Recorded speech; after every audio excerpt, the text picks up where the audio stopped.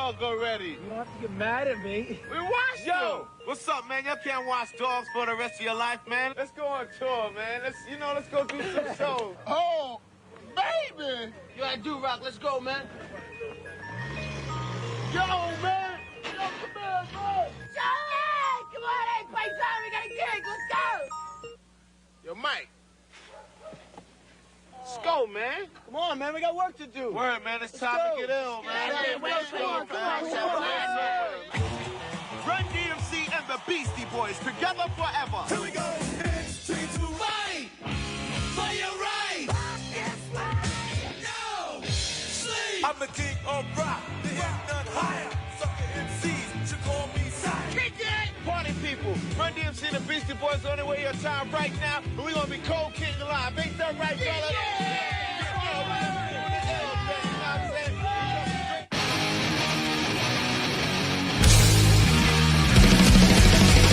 Conditioned by indoctrination, conditioned by society. You're a victim of the digital age, a 21st century casualty.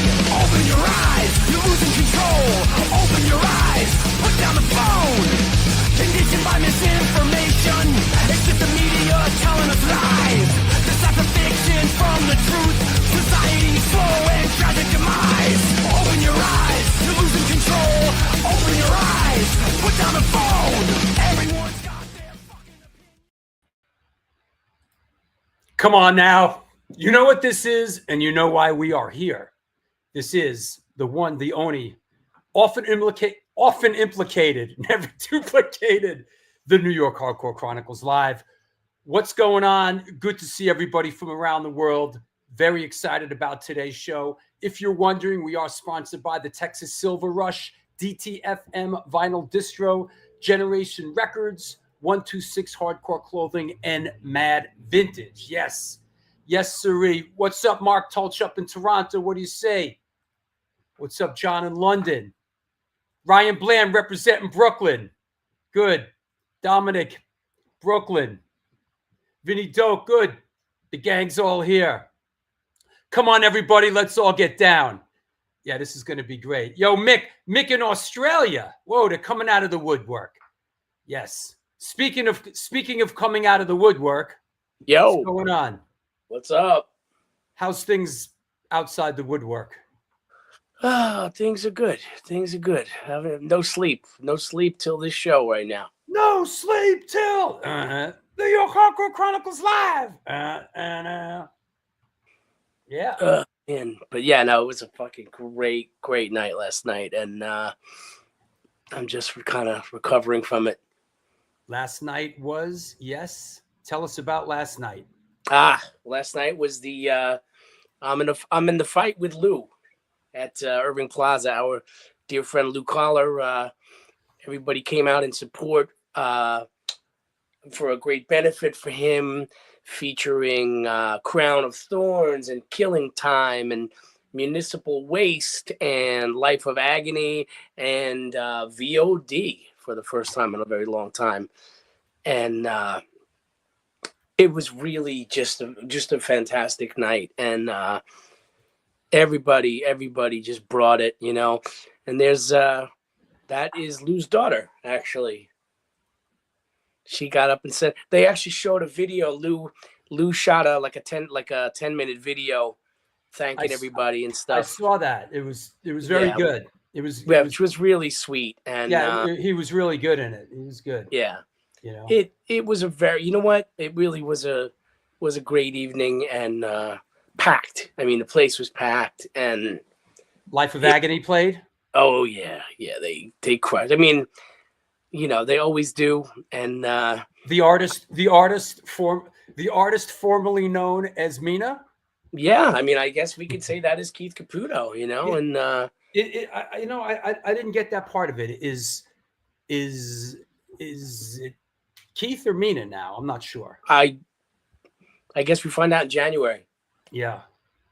But they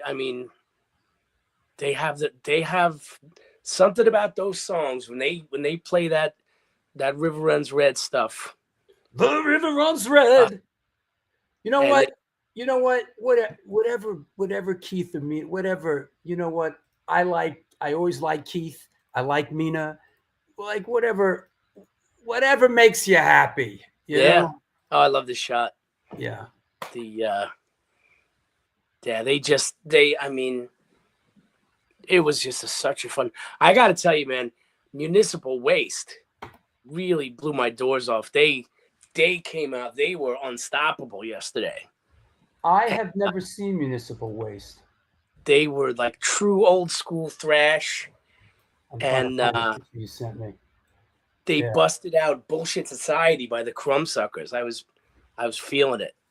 And this is VOD, right? This is Mike from VOD, right? Boom. Oh yes. Yeah, those guys. They haven't played in like 10 years, right? The last show that they played was the infamous Save Seabees Festival at Webster Hall. Ah, right. The controversial night. Right. You know, and that's more than 10 years, I think. And Tim was singing, right? Yeah. Oh no, it was all the original lineup. Yeah, they really. I mean, they definitely the place erupted for them. It was overall, it was really a tremendous. All five bands really delivered. And like you said, Lou delivered this. Yes, I saw the video message. It was really good. He was good. Yeah. I like how we went from the Run-DMC Beastie Boys. He's got the Beastie Boys hat on. Oh, all right. And it's all connected. Yeah, no, it is all connected. And you did send me a Municipal Waste shot. Oh, here, wait. This is Crown of Thorns opened it up, right? Yes. Isaac and the Crown of Thorns with Mike DeJean. Yep. Yeah, no, they yeah, it was. Is that right, Ryan Bland? VOD played Kingsland once after that CB show? I didn't know that. Wow, I did not really? know that.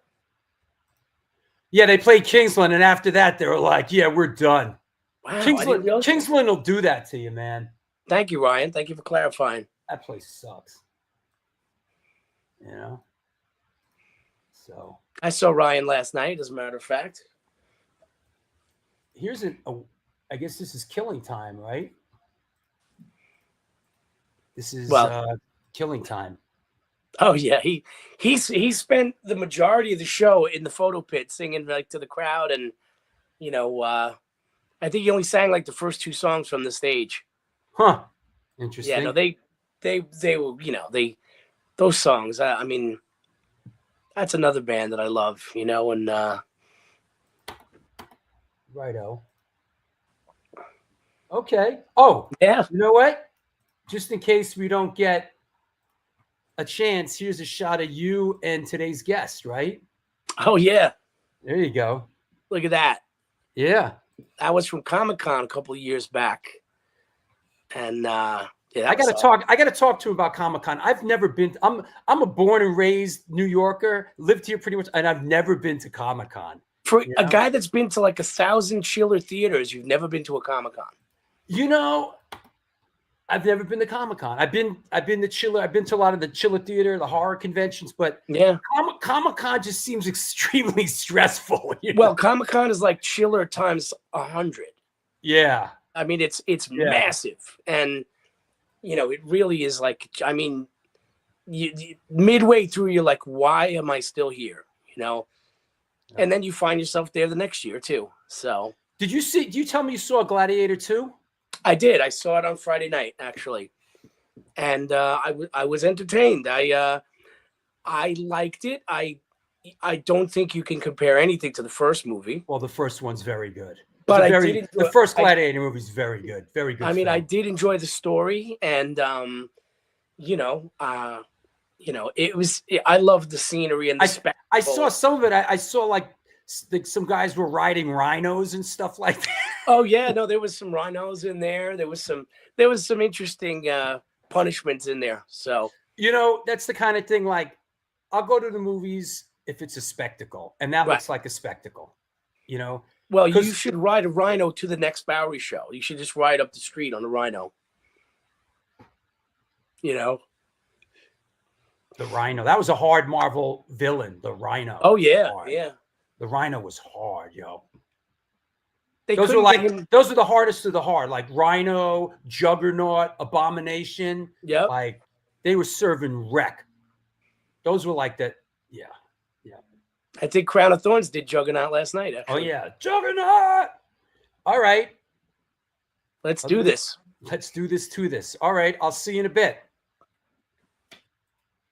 There you have it. Stephen Messina, the one, the only. This is the New York Hardcore Chronicles Live, and we are sponsored by the Texas Silver Rush, DTFM Vinyl Distro, Generation Records, 126 Hardcore Clothing, and Mad Vintage. They buy, sell, and collect band shirts, primarily hardcore. The DIY operation was started and is operated by a hardcore kid who just loves collecting and eventually got into vintage clothing, specifically the realm of vintage band shirts. They are always looking to buy out collections to either keep, sell, or trade. New shirts added daily at www.madvintage.com and posted on Instagram.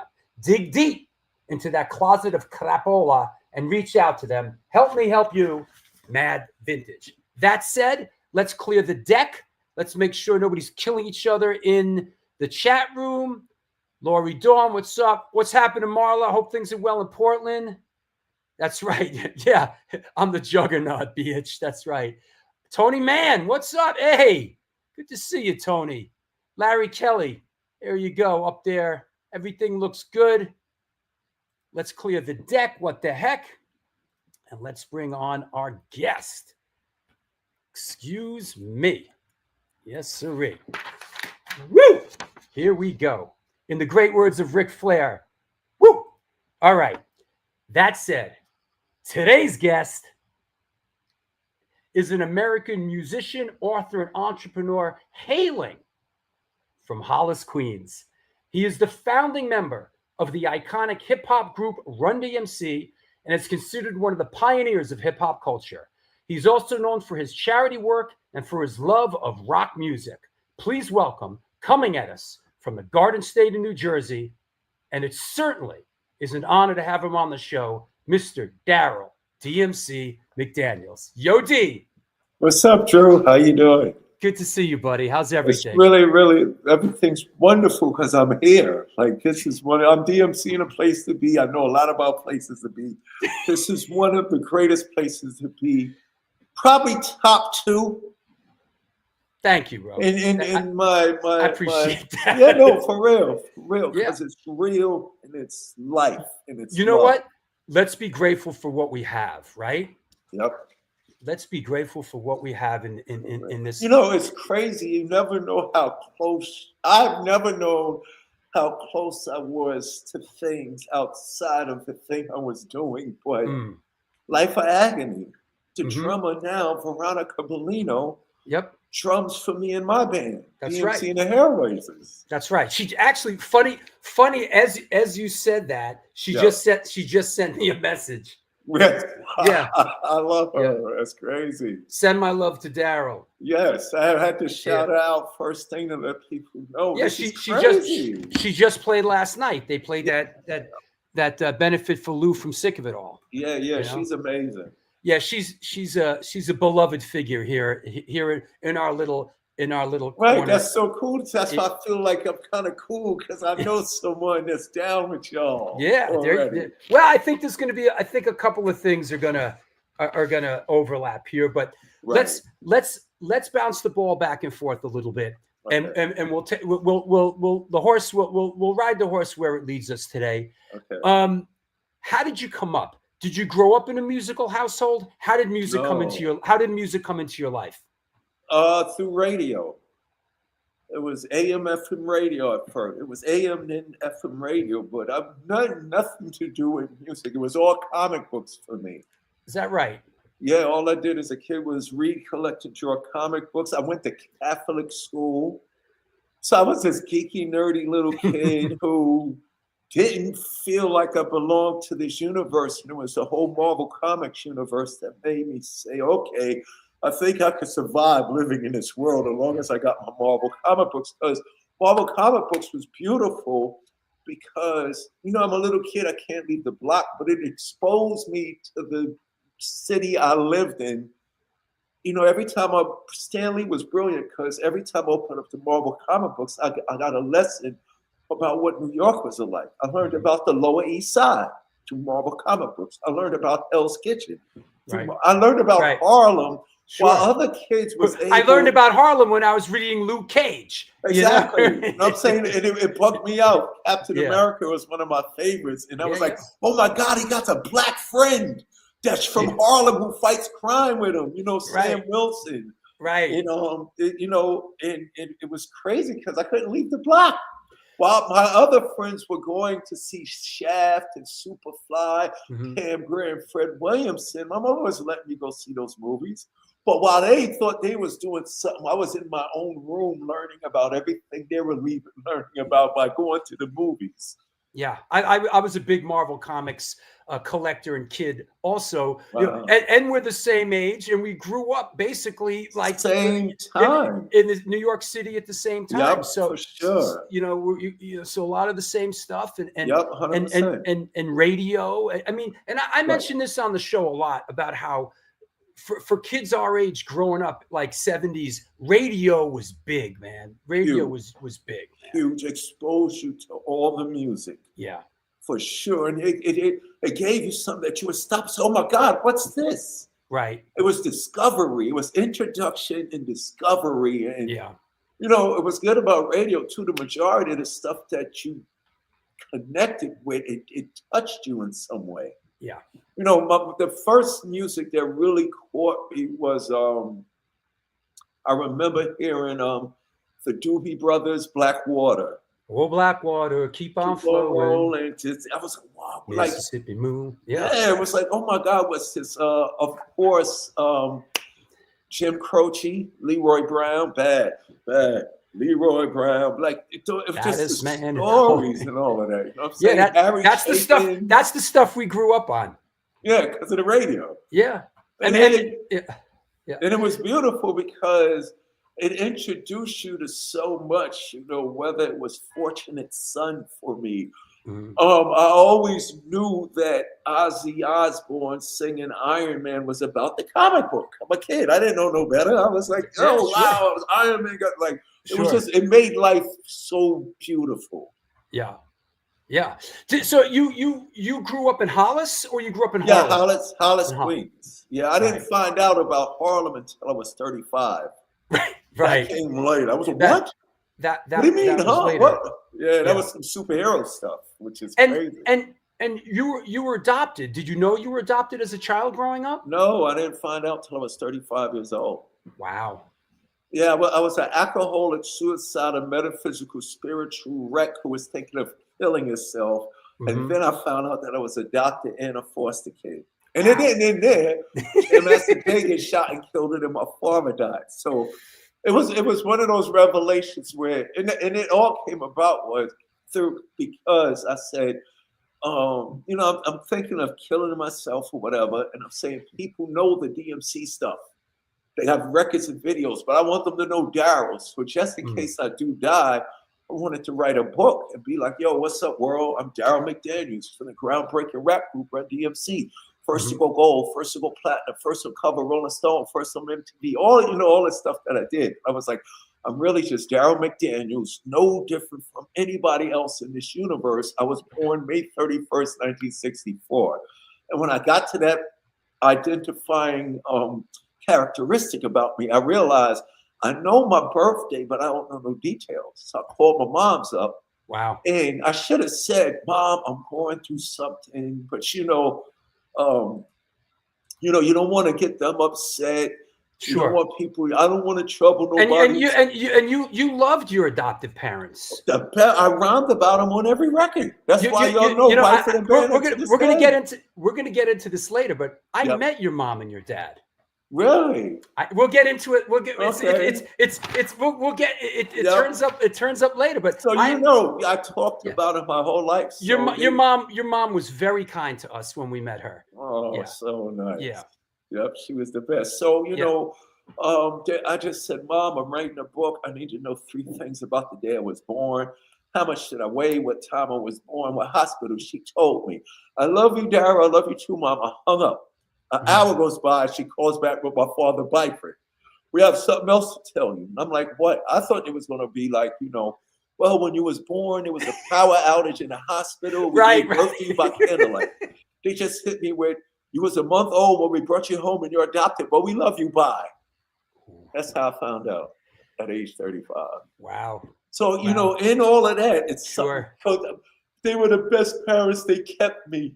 So, you know what I'm saying? It was a shocking revelation, but it made it even better. Yeah. Hey, just a heads up, Mark Tulch up in Canada says, throw my wallet in the ring early. Your music helped a lot of people who were in the same mindset. Run-DMC and the Beasties were my anchor in the 80s. I hope you know how much your music meant to all of us, even up in the great white north. Wow. Right on. That's awesome. That's right. What music is supposed to do. That's right. That's what it's the tie that binds us together. Yes, it is. So as I understand, you did a hold on, I want to get this right. What I do? You did a comic book sale to sell some comics. Yes. In order to come up with some turntables. Yes. Because you wanted to be a DJ. Like Grandmaster Flash. Yeah. So tell us how did like the early you mentioned Flash. Right. What's the first stuff that came across your radar screen like that? Well, before the MC rapping thing, it was the park jams in the streets of New York and the block parties. Everybody wanted to be a DJ. There was something going around Queens called a flash tape. And the flash tape was live performances of Grandmaster Flash DJing.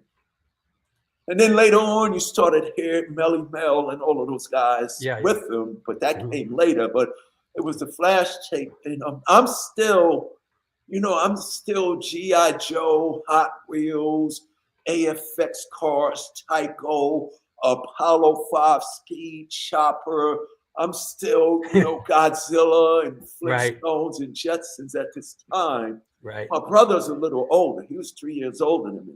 So it's mostly the kids, I would say 15 and older.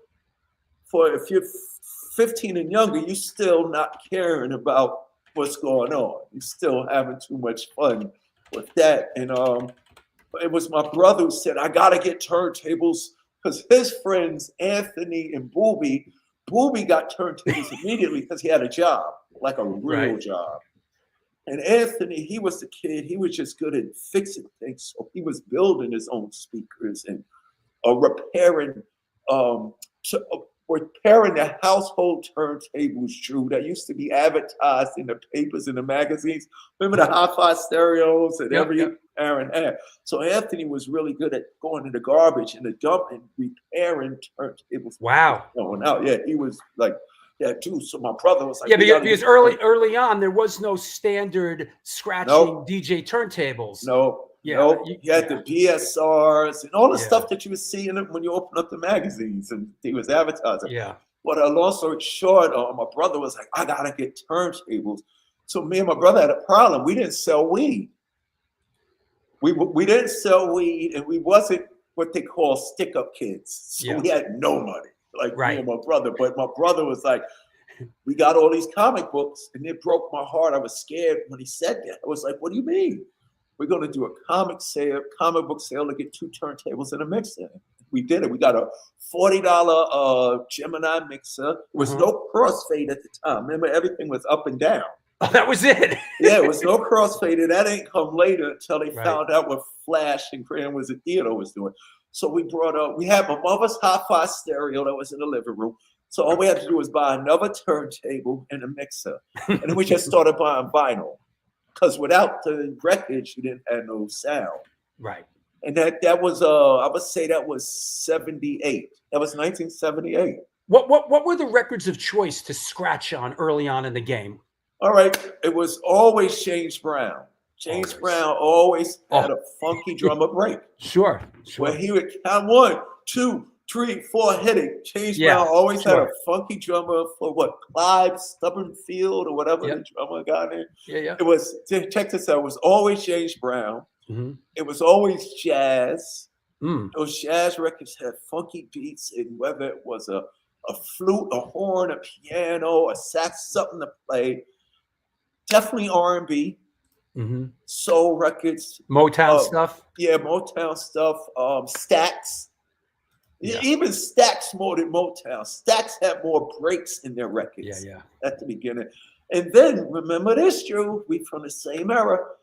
Disco. Oh yeah. Remember disco? I remember being a kid and I woke up. Now disco was huge. You know, two of the biggest rock bands, and this is documented in history, made disco records because even they couldn't get into Studio 54 until they did it. Right. Queen made another one, Bites the Dust. Yep. And the Rolling Stones made Miss You. Woo, woo, and Kiss made I Was Made for Loving You. Yes. And the Grateful Dead did Shakedown Street. Yep, and the Tramps did Soul Tramps did Bourbon. So disco was huge. Yeah. So I remember waking up one day and the world said disco sucks. And then the day they said disco sucks, it died everywhere. They threw it away, but hip hop grabbed it. Yeah. We was like, yo, y'all ain't gonna use this music? So we grabbed it. So, right, remember? And we started making the raps over it was disco, funk, R&B, James Brown, and jazz, and soul records. That was the go-to thing for the DJ. And before the MC, it was just us playing the music so people could dance. It all started with, people don't realize hip-hop was emulating disco. And it wasn't about what was going on at Studio 54, and it wasn't about the opulence. Like if you look back in the 70s with disco, you had Hollywood coming to New York because they thought New York was heaven. CEOs, all the actresses and actors, all the sports stars, everybody who was anybody was coming to Studio 54. But when the young people in New York, we was like, wow, they get together and play music and it's heaven for 4 or 5 hours. So we didn't have resources. We couldn't get in Studio 54. We had no real estate. So we took the DJ record playing, had fun, regardless of what's going on in life, and listen to music to the streets of New York. So disco, hip hop directly came from disco. You know, I've said this before about disco. A kid having grown up in New York City and gone to public school and this and that. At the time, I was like a rock kid. So, you know, in public school, it was like, you know, you have rock kids, you had disco kids, but now I hear disco and it just brings my heart back, man. Yes, right. It like brings me to this. Because it wasn't for you, but it was there. It brings me back to like this easier, softer era, this beautiful era of growing up in New York. And now when I hear disco, when I hear a lot of this stuff, I can hear the room. You know what I mean? Like, I hear them recording it. I hear the room. Yep. It's like it's real organic. It's real. Yeah, it's a lot more organic than at the time we gave it credit for. Exactly. At least, right. Exactly. It's beautiful. Like it wasn't a fad, even though it died. It had a presence for us. It defined an era in your lifetime. It's the way you remember what you was into while this all was going on. It floats me back, bro. When I hear something, I'll be like, wow, I'll think, yo, that phone booth is where I broke up with that girl, or that's where me and my boys used to hang over there, and taking the public school and walking through Central. You know, I've been walking Central Park. Joints, all that cans and small cans, all that. And you remember the Bee Gees and Saturday Night Fever? He was like, what? Oh, what was going on in your life. That was the beauty. But, you know, they threw disco away and we grabbed it. If you listen to all the early hip hop records, before Run-DMC, before we made it more, you know, true to what we was doing in the street, the Fat Boys were the Disco 3. Right. That's the name of their original game before Charles Stetler said, no, you got to be the Fat Boys. Even Melly Mel was, I'm the Disco King. Flash is the king of the disco mix. So we were disco kids, but we didn't want to be wishy-washy. We wasn't into the way they were doing it. So we did it we defined it and projected it our way. What was the guy's name you mentioned that managed the Fat Boys? Charles Stetler. Man. Charlie Stetler. Yeah, he really ran those kids into the ground, man. I I worked on some of their stuff, man. I felt bad for them. Yeah, that guy was really just trying to keep them overweight, keep them under thumb. You don't want to he didn't want to mess up the gimmick. He didn't want to mess up the gimmick, man. I saw some of that. Yeah. He was in that movie Crush Groove. Right. Playing a manager. Right. So a label. So you have turntables. I know that you went under the name Grandmaster Get High for a minute. Yeah, and that. You didn't need drugs. My music intoxicated you. How did you get involved with Joe and how did Run-DMC come into play? How did you guys? How did that form? That was 78. At the end of 78, end of that school year, Joseph Simmons comes over to my house to play basketball. And we played basketball. And you know, when we was growing up, when you was a kid, what was the rule when no parents was home? You can't have company. Right. But this particular day, it was just me and Joe. So we got out of school 2:10. My parents didn't get home till 4 o'clock. So this day I said, come on in and get the drink of water after you played in the backyard. He came in, saw me and my brother's turntables, and was like, yo, my brother's Russell Rush. I know you see the flyers. Russell was a party promoter. Yeah. He took Flash and Kirk from the street, put them indoors, and made the public pay for what they were seeing for free already. And you had to pay because you wanted to see it. So he was like, yo, my brother's Russell Rush. He manages Curtis Blow. That's right.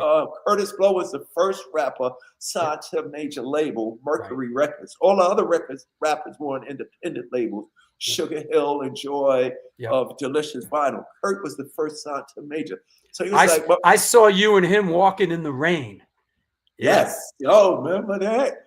Orange Juice Jones, yeah. That was Juice Jones. I'm sorry. That was Curtis Blow. Curtis Blows with Those Are the Breaks. Yeah, these are the breaks. Yeah, break it up. And hold on, here's what people don't know. This will help everybody for trivia for the rest of their lives. Please. And their generations' lives.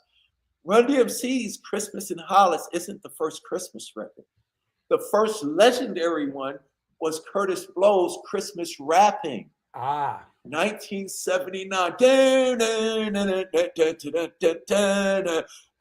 Don't you give me all that. He had a song called Christmas. But ours is just so funky and more hip-hoppy that it overgrew. So long story short, Joseph Simmons was the younger brother of Russell Simmons, who was already doing hip-hop business as a party promoter and a manager. Did you know them from the neighborhood? I mean, no, I didn't know Joe. Even when Joe came to my house, and Russ and Joe had the other brother too. There was a third brother. Oh, Danny Simmons, the artist. Yeah, Danny Simmons yeah, what's his name's father? Red Rum's father. Exactly. You know? Yes. So it was Danny. They were known. I mean, I'm down on this. They're a little older, right? They were a little older. Yeah, Danny and Russell. Yeah, Russell. They were like 5. My brother's 3 years older than me. Russell's 5 years older than me. So Russell was even a generation above my brother. But Joe was like, yo, my brother's Russell Rush, Curtis Blow, whatever. And I was like, oh. So what we would do is, now that we thought we just had basketball in common, now we got this new hip hop. It wasn't even hip hop. We got the new DJ MC thing in common. So we would play basketball for a shorter time so we could go in my basement and DJ and MC before my parents came home. After about the 50th time, Joe goes, yo, D, I like what you're doing. I like it. He found my rhyme book. He said, you did this? And I was like, yeah. So he says to me, Drew, when my brother lets me make a record, I'm putting you in my group. That was 1978. Wow. We graduated elementary school, went to completely different high schools. You went to Rice. You went to Rice. In Harlem. Yeah. So when I went to Rice, what was good about me going to Rice was the kids in Rice were from the Bronx, Manhattan, and Harlem. So when I got to Rice, I heard all of the hip hop before rappers delight. Meaning I heard all the hip hop before rap records. And it was raw. It was in basements, and it was in dark basements and alleyways and park jams. And it was a more true New York style of rap than what was going on the records. Because, you know, the breaks and even the message and Planet Rock, those were records. It wasn't the hardcore, yes, y'all, I got my sneakers on, and the president and the government and the gangs and my mothers and the women I love and this and in my sneakers. It wasn't a true expression of me. Right. You know what I'm saying? And when I heard that, it changed what I was writing about. But what was crazy was 9th grade, 10th grade, 11th grade, 12th grade, I graduate Rice, make it to St. John's University. The phone rings. It's Joe. D, what's up? Remember 4 years ago, if I said I make a record? And I was like, yeah. He was like, grab your rhyme book. We're going to the studio to make a record. And I was like, huh? Grab your rhyme book. We're coming to pick you up Sunday at 2 p.m. And we went to the studio, Green Street Recording Studios in Manhattan on Green Street. And we recorded It's Like That in the B-side Sucker MCs. Now, you mentioned, like, It's Like That is really looked upon as the first hardcore, like, really rap song. Before that, it was kind of fairy tales and dancing. Yeah. Like, it was stripped down, heavy beats and vocals and lyrics. Yeah. Yep. And It's Like That was like the first hardcore for on it it was sparse. It wasn't musical, and then the B side had no music, just all beat Sucker MCs. Yeah. So it was really, I mean, it wasn't violent and it wasn't profane, but it was definitely the first hardcore presentation, the first hardcore raw presentation of hip hop. And it's funny, even at that time, we're playing New York City. We're playing Peppermint Lounge. We're playing, we never played CBGBs, but we was playing all those early clubs. Yeah. And a lot of the punk kids were showing up to see us because of It's Like That Sucker MCs. They knew a Flash and they knew Fab Freddy, because people forget Blondie, a punk group, made a rap song called Rapture. With Fab in it. Right, because they were in those clubs, but nobody was doing. Everybody was emulating the rap they was hearing on records. Run-DMC put the raw form on records. So when those kids heard It's Like the unemployed, and 2 years ago, a friend of mine, it was the same energy that they were doing. It was, this ain't no disco R&B shit. It was like, yo, and we had I remember we would play the Peppermint Lounge, and they were, Joey Ramone was just here, coming to see Run-DMC on the bill. Like, he saw our names on a flyer and he would show up. You know, we had 3 songs. It's Like That Sucker MCs and a freestyle. We had the Here We Go come on as a routine because we needed to do at least a 15-minute show. And he'd be like, yo, Joey Ramone was here. Lou Reed was here. We was like, what? Blondie was here. Oh, wow. Like, wow, coming to see this new guys of hip hop. Well, we've talked about this many times, is that people don't, to put it in perspective, early on, hip hop, graffiti, punk rock were all underground movements that were all running head to head. It was like we were all cross-pollinating. You go to a graffiti thing, and there'd be hardcore kids and hip hoppers and hip hop kids. You know, there was a lot of cross-pollination back then. Yep, 100%. Pumas and Adidas up in there, Adidas, for sure. When you went into Green Street, was Larry Smith produced? Did Larry Smith produce that early stuff? Yeah. Larry Smith was our first producer before Rick Rubin. Larry Smith was the producer of the first whole Run-DMC album, self-titled, and King of Rock. Yeah, and the single you mentioned, It's Like That and Sucker MCs, was one of the best-selling singles of all time. It sold 5 million copies. It was ridiculous. That summer, I got tired of my own record. Everywhere I would go, I would hear Sucker MCs. And funny, It's Like That got us to play. It's Like That took us from playing the local roller skating rinks, the discos that closed down, hip hop invaded, anything that closed, hip hop invaded it. Right. But It's Like That had us opening up for the Barcades, Function, Marvin Gaye. Oh, wow. And Funkadelic. We were the openers. We had 15 minutes, 15 to 20 minutes. Those stage, they would rope tape off the area and said, don't go nowhere near this equipment. Me, Jay, and Run on a tight little stage for 15 minutes. But it had us opening for those type of groups. We would show up, Drew, and because at the time, people was like, okay, we would just show up and they would go, okay, if that's Run, who's D, who's M, who's C? Right. And who's this guy? Like, and where's the band at? And we funny, we would point at Jay standing there with turntables and vinyl. How did Jay come into play? How did Jay get involved? Me and Run first made us like that Circuit C's. We got signed to Profile Records. Right. Profile released the record, like you said, it became hot everywhere. Right. So Russell's like, yo, we're getting calls from booking agents. Y'all got to get a DJ. And then Run was like, oh my God, I didn't think about that part. So we needed a DJ so we could do the live performances. Jay was the best DJ in our neighborhood. Because what was good about Jay is it was all about like block parties and park parties. So a typical block party, Drew, from 10 in the morning to about 6:30 at night, your uncle would play the records. Right. Older people. And then about 7 o'clock, you would the young bucks would take over. Right. Then your cousin or your older brother. What was good about Jay? Jay was a kid playing from 10 in the morning to 1 in the morning. Wow. Jay was able to DJ for the adults all day and do, the blending mixer and play all the stuff they wanted to hear. And then when 7:30 came, he pull out the James Brown crate and start dropping the beat. So Joe was like, I like this guy because Jay was versatile. I think I'd be amiss to not ask you about the Profile deal. I know it was a thorn, from when I worked with you guys. I know, that Profile deal was a blessing and a curse for you guys. No, it was definitely a blessing because it allowed us to get all this beautiful music out there. Right. We didn't know what was going on at the time. Like, I didn't find out that I was never signed to Profile. I was signed to Russell. Russell was one of those deals. No, not that deal. Yeah, Russell was signed a management deal to deliver Run-DMC records. Ooh. Like, if I would have known that, I'd have been left.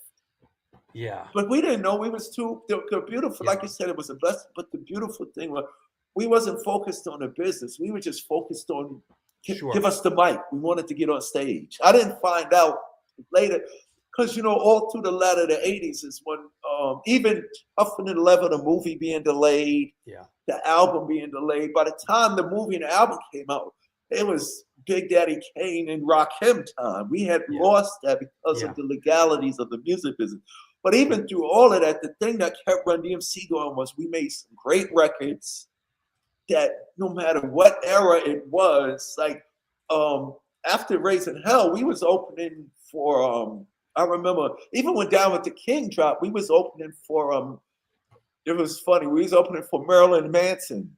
Wow. We was opening for ZZ Top. Like those Profile records took us places that, if Run-DMC was a typical group, if we didn't come with the reality of our culture and style, we would have just been one of those groups. Yo, remember that song Hard Times back in '85? But now when you say Tricky and Walk This Way and My Adidas and King of Rock and Rock Box, you thinking rock and roll and longevity. You know what I'm saying? You're thinking something real. Hey, I want to ask you about Rockbox a second. Just from doing my homework. You guys, you're recording the first record with Larry Smith and Russell.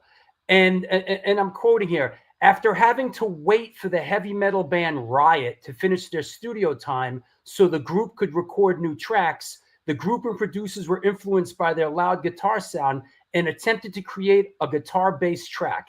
Eddie Martinez from Hollis, Queens was brought in. They didn't like the track at first. Run would appreciate the song later in his career, saying, it wasn't King of Rock or Walk This Way that helped the most. It was Rockbox that was the record that took us out of the hood. The video for Rockbox was the first hip hop video played on MTV. Yeah. And when you look at it, it was Walk This Way wasn't the first rock rap record. The first rock rap record was Rock Box, which made metalheads and hardcore metal fans appreciate, oh, okay, we don't have to be mad at this hip hop thing. But the only reason why I was the rock kid bringing in the rock stuff, because before Joe put me in the group, Run was already a professional rapper at 15, but he was making those Curtis Blow sounding records. Right. I'm a kid from rock. You know, I'm Ozzy Osbourne, Iron Man. Yeah. I'm Led Zeppelin from the radio. I want hard beats and loud screaming guitars. So the Rock Box came about because of this. We made It's Like That, Circumcised. We made Hard Times. Then we made Jam Master Jay to introduce people why there's a third guy back there playing records. Because once people know it's Run-DMC, it's like, who's this guy back there? Right, who's the third guy? J-A-Y, all the letters of his name. You know, it was that song was a very instructional record. But when Russell said, nobody never made a rap album, they don't think rap albums can sell, we're going to make a rap album. Now, we had a lot of guts to think that, because the world was saying, we'll give you the singles. Because, Drew, here's a perfect example.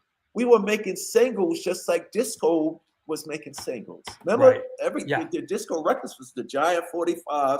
So we was making those. When we said it's time to make an album, I said, everybody's using James Brown. Everybody's using jazz and funk.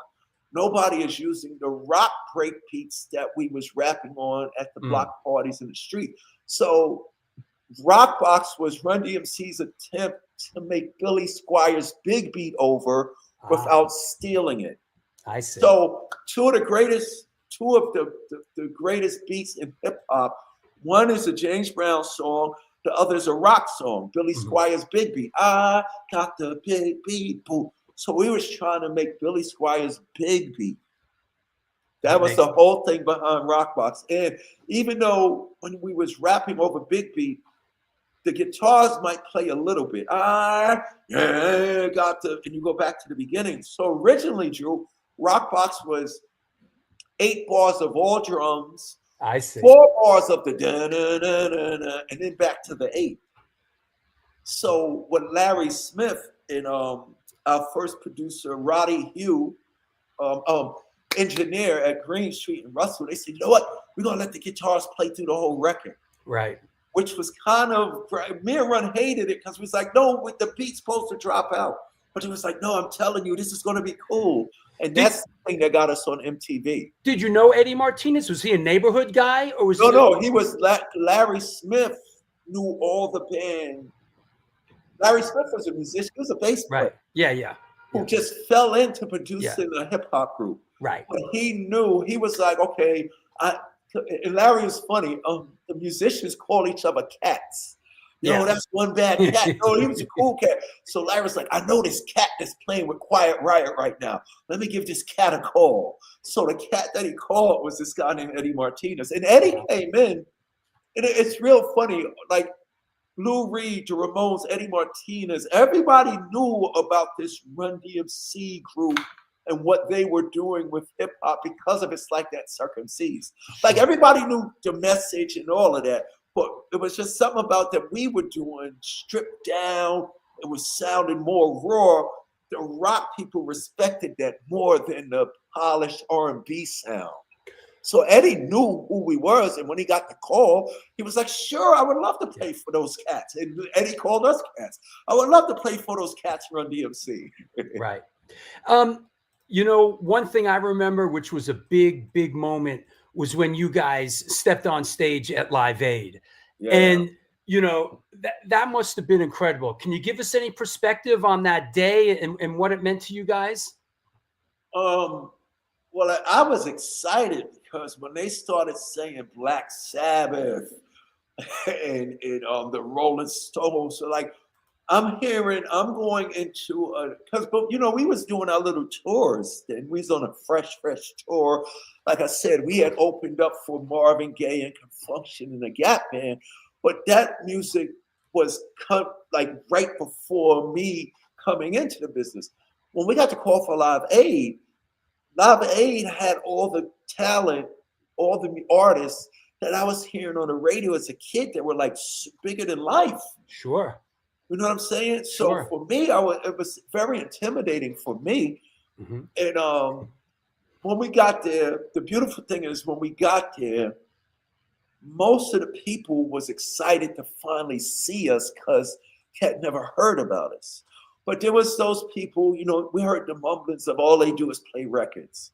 They ain't real musicians. They don't even make music. This and that. But here's the funny thing, Drew. When we go up for the setup, the stage crew was probably not even thinking anything about hip hop. So when we show up, it was like, okay, what's this Run-DMC thing?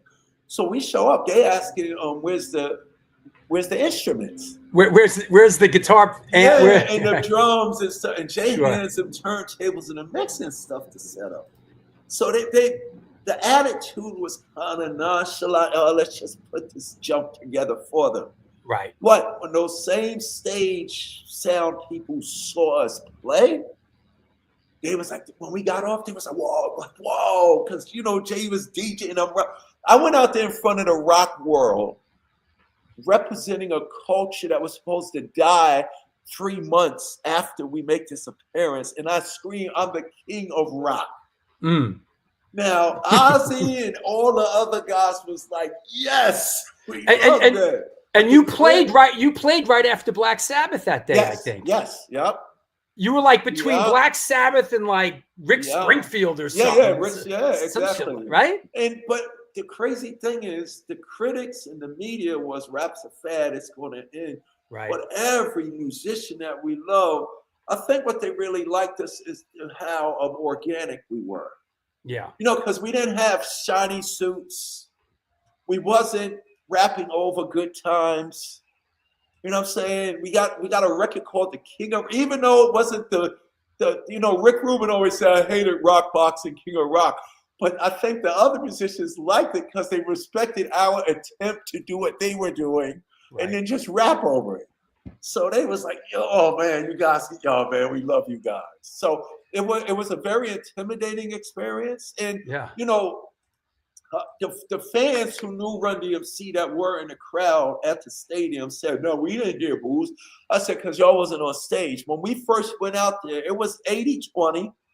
80% of the crowd, but you got that 20%. I could hear them boo, because we know what a boo sounds like. Sure. So when we did our performance, it was like, yo, let's just do what we do and go back on, you know, go back home.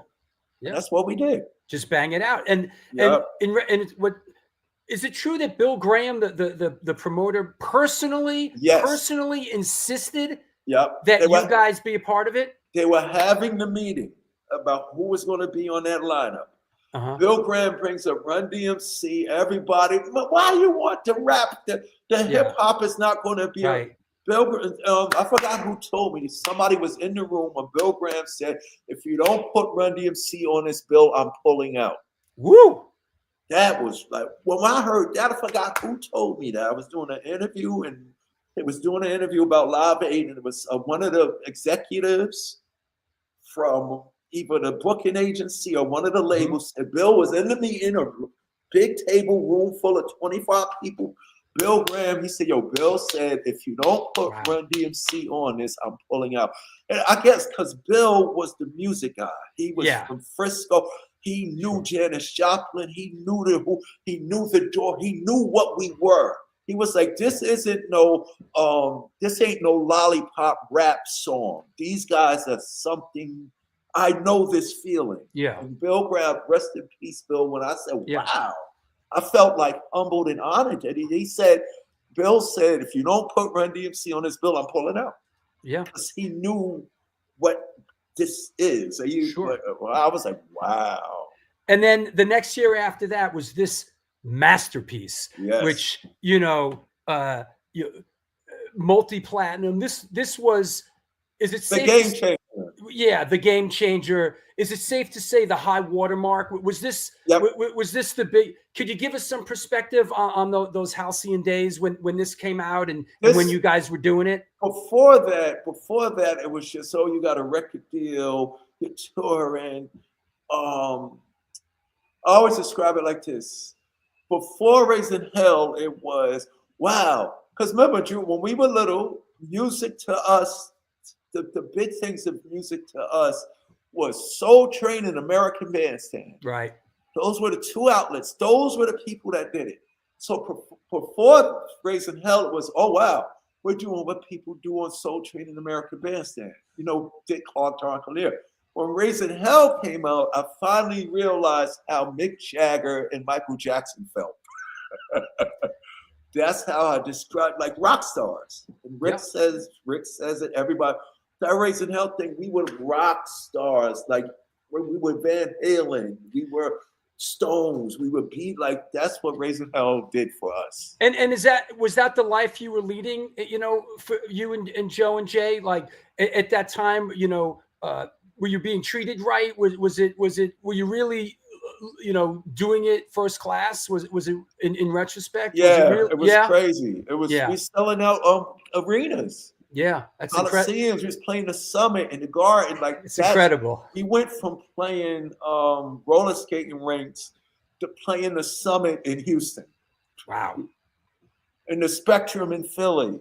It must have been so incredibly exciting for you to have this thing come out of your neighborhood in Hollis, Queens, and then take it worldwide and go to places, you know, not just in America, but eventually around the world, in Europe. But it must have been incredible to get out to places, like even in America, wherever, you know, Philly, Houston, LA, and like San Diego. It was weird. Like what? Memphis.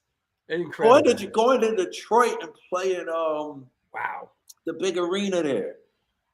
Oh, Cobo Hall. Oh, yeah, Cobo, exactly. Yeah. And it was crazy. We was playing all the places the big bands were playing. Yeah. And I'm assuming, I mean, and all along the way, you're sort of pollinating. You're like Johnny Appleseed, laying down seeds. Yes. And then the next time you came back, it would be like, yo, we saw you and we started a group and it's called, you know. 100%. Yep. Every city we set seeds when we came back. There was a group there. That's incredible. Now I want to talk to you about this thing I played. Like, it blew my mind real quickly. Sure, when I spoke to Derek of Sum 41, he said in 1985, these kids from Canada on MTV, they see the King of Rock video. They said King of Rock is the reason why Sum 41 started a band. Wow. I'm like, what? Like, I would think they would be more influenced by the Beasties or whatever, because, you know, they rapped on this song. Derek said, no, we were all kids, and at the same time in different houses, when we saw King of Rock, we all ran to our parents and said, Mom and Dad, not a hip-hop band, they just wanted to start a band. They said it was because of seeing Run-DMC's King of Rock. I was like, wow. Well, I think, like we talked about, it's the street, the sort of street organicness of it. Right, the skate kids. Yeah, the skate. Right. We're from the streets. You're from the streets. It's, right. It broke down the wall that Steven Tyler literally broke down in the video. The skate kids, the punk kids, the graffiti kids, the hip hop, all of that was separate. We were all doing it. But Run-DMC made us realize, yo, we are who we are, and this is what it is. And music will do that. Yes, right. 100%. Music will do that. You know, when my brother found out that you were coming on the show, he said, "Yo, you got to talk to him about that time that we worked on the Beastie Boys Run-DMC Together Forever promo." Now this thing, right? We already watched that dog already. So I was me and my brother Evan were production assistants on this shoot, right? And I think this was in Hollis. This was directed by a guy named Peter Doherty, I think. Yeah, from the MTV crew. He was down with what's his name? That passed away. The son of the big director. Yeah. I know you. I know Doherty. Peter Doherty always wore hats. Irish guy. Yep. So we shot this. This is shot in Hollis, Queens, and they somehow rented this ice cream truck, right? Yeah. Which we went buck wild in, and you know. We went and Ricky Powell was taking a photo. Ricky Powell was there, and we set up all these little scenarios, right? In Hollis. That's Ronnie Ray, rest in peace. Yeah, Ronnie Ray, and this is right there in that's the 2/3 on Jay's the pizza shop. Is that right? There, yeah. Yeah, and that was a great day too. I know this girl. I know this girl. I remember her, and y'all were in Hollis. We were in the kingdom where we were in Hollis, and we did this thing, and that's how Hurricane. Yeah. This is when the home base was in your parents' basement. Yes, and that's when I met your mom and your dad. And your mom was so kind; she fed us that day, and we all hung out in your basement. That's I remember the wood paneling in your basement. Yes, I remember your wood paneling in your basement. You remember the basement? I do, there. man. I do. And it's funny that you say that. That's why I rhymed about my mother cooking all the time. Joe, one used to say, "D, it's not Christmas in your house on the holidays." My mother cooked like that all the time, and if you came over, she gonna feed you. You was in the basement. The wood panel. I still have dreams about the basement to this day. Yeah, we were there the whole day. And you know what? I also one thing I always remember that you guys had this thing. You would rent cars from Budget. That was your it's right out of LaGuardia Airport. You guys always all of this. Y'all remember this, bro? Wow, Budget was our go-to. Budget rent a car was your thing. You, Joe, and Jay. And I was like, I was thinking, wow. That's a good way to do it. Just rent dope cars from Budget as you need them. Right. Well, why you gotta buy one? And it's funny. I met the kid. He's a grown man now. Who said, "D, I was 7 years old and he was in Budget rent a car. I was with my family. We was going on birthday on a vacation, and you gave me an autograph." A couple of months ago, I met the kid, and I was like, "I know you ain't lying because he's in Budget all the time." Here's another crazy thing. When we did the Walk This Way song, the studio session, right? Like when Rick and Jay finally convinced us to come to the studio to do our parts, I was so mad that whole day because I had rented a car for Run, and I didn't want to do it. I had just got my the platinum. No, I had just my Platinum American Express card. I had just got it, and then what do? You don't rent a car for your friend. No. You don't put the card down for anyone else's hotel room either. None of that. And I'm like, no. And Joe's like, "Yo, come on, D, it's just for the weekend." Because Run had a Riviera, I had to go in her shop, and he's like, "I need a car, whatever." And I'm no. And I finally gave in.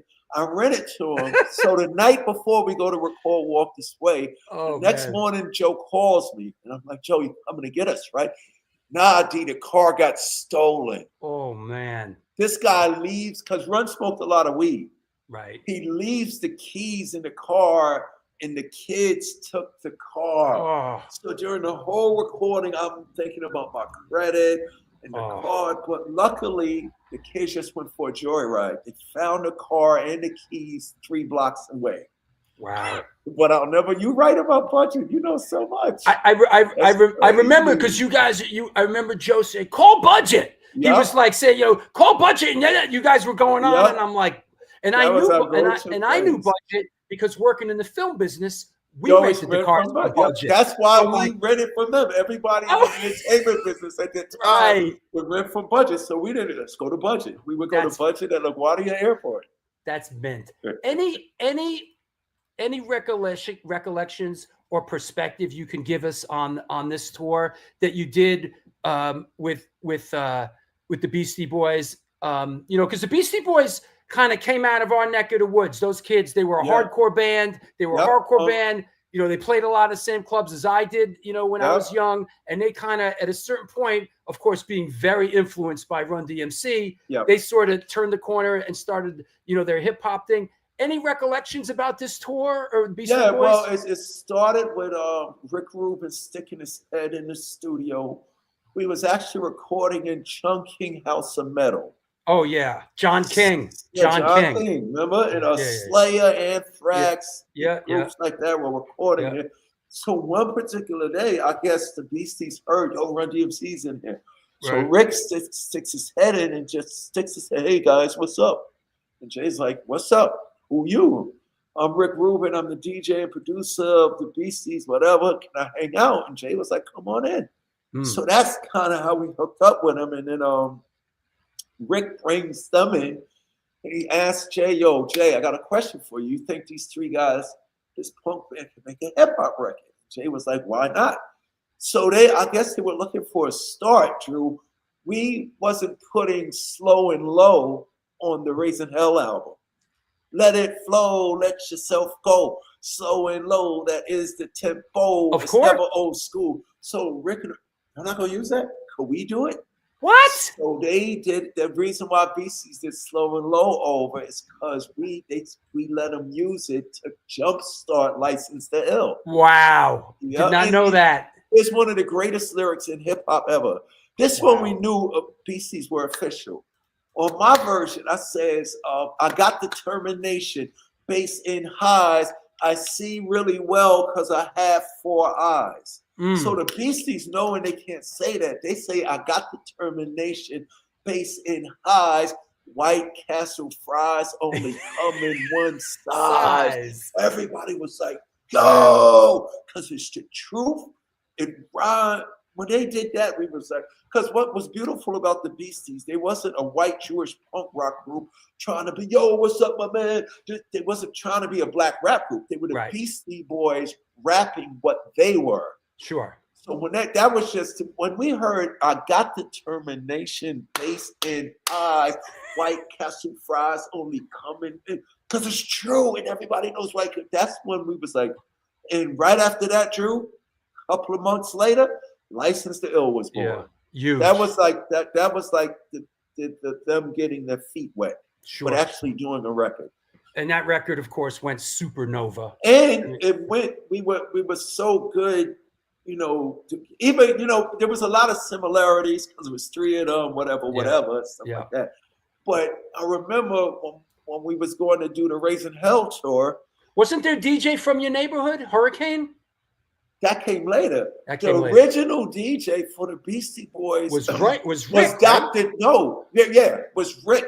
But I'm talking about when they started doing the tour with us. Right. Was Dr. Dre from Ed Lover and Dr. Dre Yo MTV Raps. Whoa. Dr. Dre was the original tour, but then Dre had to leave because he got a call. They wanted him to be Ed Lover's partner on Yo MTV Raps. Sure. In '86. So when he left, Hurricane was our security. Right. But Hurricane was a DJ and a rapper. So when Dre left, the Beastie was like, what are we going to do? Jay was like, yo, my man Hurricane could DJ. And that's how Hurricane became a DJ. Because Dr. Dre had to leave to go start Yo MTV Rap. Wow. And in the beginning, we was doing like, Memphis and we was doing Memphis, Tennessee, Arkansas. I mean, we was down in the deep Black South, and the Beasties were the opener. So every time when the Beasties would leave to go to open the show, we was kind of worried about how they're going to be received. They would say, ladies and gentlemen, the Beastie Boys. And the Beastie Boys going to start, and you would just hear, because what it was is they wasn't white kids trying to be black rapping MCs. Mm-hmm. Real recognize real. So they was out there doing their thing, and the crowd respected that. They wasn't like, think about it. Mike D didn't have a gold chain like us, a Dookie rope.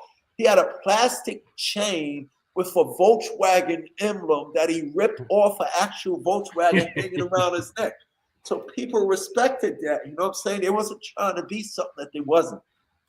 And the tours just went good because what was good for the Beasties was they had some good tracks. And the humor was compatible with the humor that Run-DMC had. Sure. You know what I'm saying? Yeah.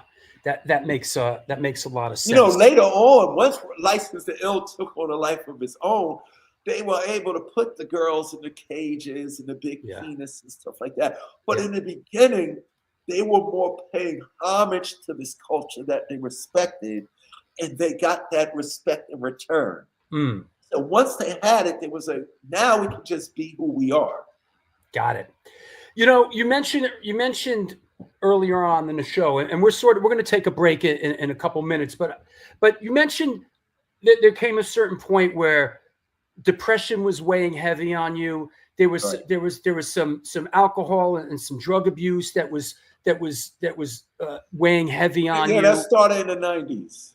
That started a little bit. That was later. Yeah. From 83 to 89, it was just total.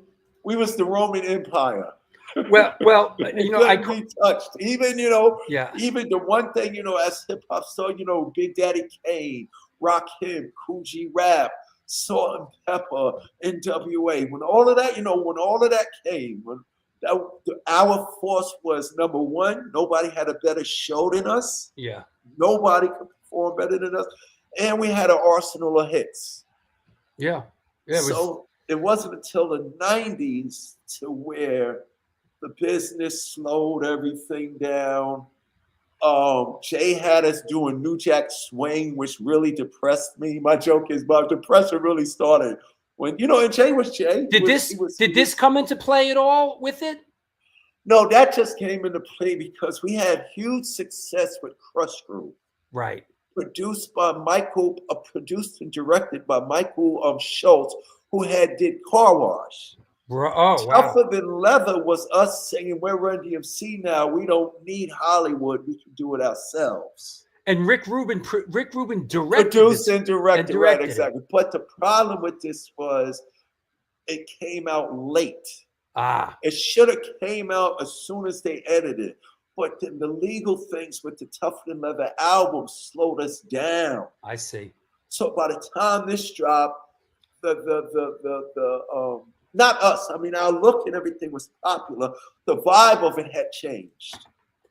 And you had Eric B., Rakim, Big Daddy Kane, and NWA and everybody to worry about. So it was late. It should have came right out on the heels of this album should have came right out on the heels of I would say it should have came out at the end of 87. Oh, I see. I didn't realize it got mucked up for a year, or two? 2 years. 2 years. Ugh. Yep, God. 2 years. And we were still good. The only thing that kept us alive, we had Run's House on there. Yeah, we had Beats to the Rhyme. Yeah. We had the self-titled Tougher Than Leather and all. We were still doing a thing. But when you look at what was going on around us, KRS-One, Big Daddy Kane, you know what I'm saying? The Beasties had. I remember when this came out, I was like, do you hear what the Beasties are doing to Joe and Jay? It was like we were trying to keep and maintain what Rock Box, King of Rock, and Walk This Way had built, not knowing now's the time to expand and go somewhere else. I see. That makes sense. So we was being too safe. Yeah, that makes sense. And when you mentioned sort of when things started changing in the New Jack, the New Jack thing, are you kind of referencing are you referencing Back from Hell? Yes. Yeah. Yes. Yes. This one, yeah. That album right there. Oh, yeah. Look at what we got on. Yeah. We were lost. Yeah.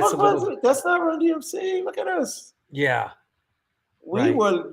It was like, and at the time, after the Tougher Level, now we're into the whole legal thing.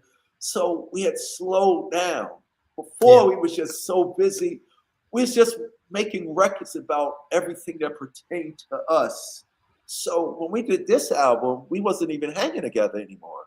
Yeah, that's what happens. We only came together to do an album, as opposed to Run-DMC was always a reflection of what all three of us was in at the same time. Sure. So when we came like this, Jay, he started JMJ Records. He's around Onyx. He's producing R&B records and stuff like that. So he took what he was doing at the time. Now, me, Drew, I'm thinking, man, we got to do what the Beasties is doing. We got to do what we got to keep our rock roots. You know what I'm saying? We got to make. We got to look at what everybody else is doing and do something different. Sure. Yeah. What Sure. Because even when it's funny, but with What You Gonna Do? Yeah. Which was correct me if I'm wrong, but this was kind of like a back to, you know, Yes, true to, that was back, a return. a Besides return. the outfits, the musically.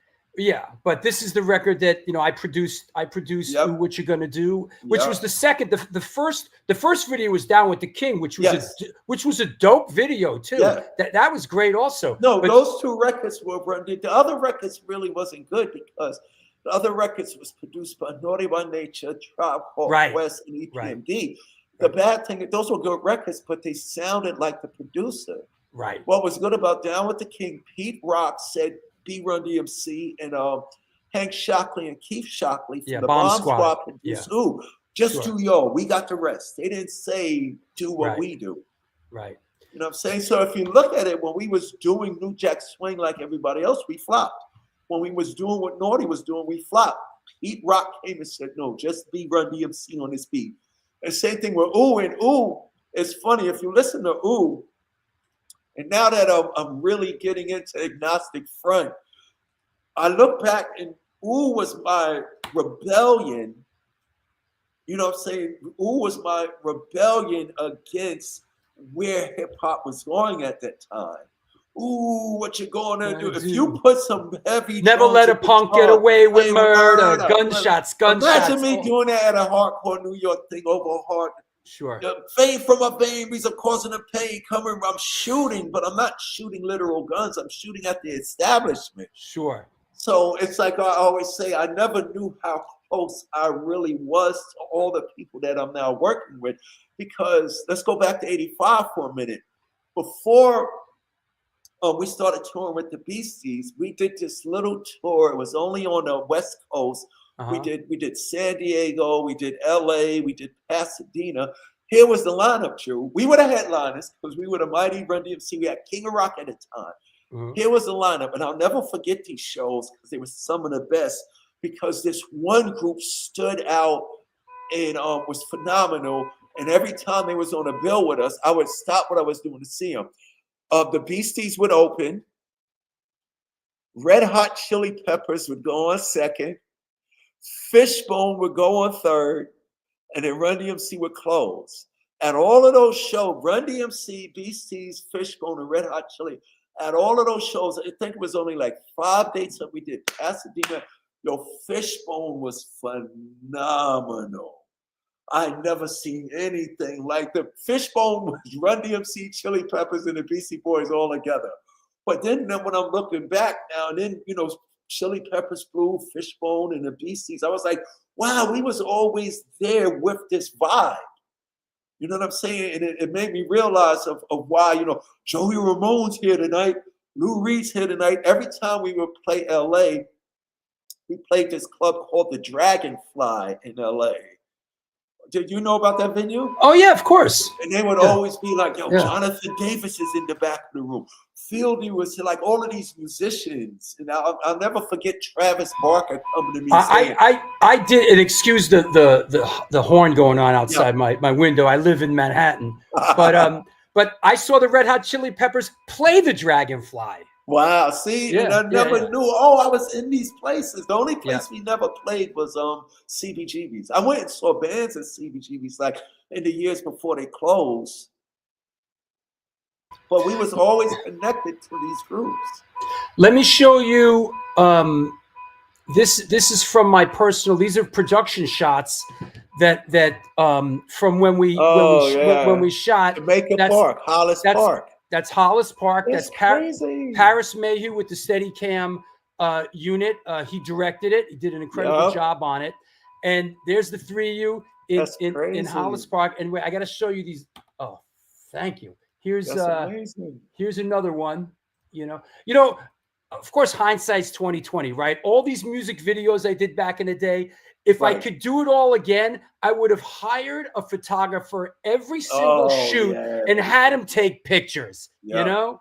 But I have a couple. Here's another one, Hollis Park in its glory. Oh, look at that. That's sick. Wow. And there you guys, you guys are on the right there. And this was like your whole neighborhood. Yeah, that was I remember that day like it was yesterday, like you say. Yeah, but I got to tell you this funny story. So So Paris and I did the Onyx, we did Onyx Slam, we did the Onyx stuff, and we were doing Def Jam stuff. We did the Flatliner stuff for Russell's Russell's nephew, and so the Run DMC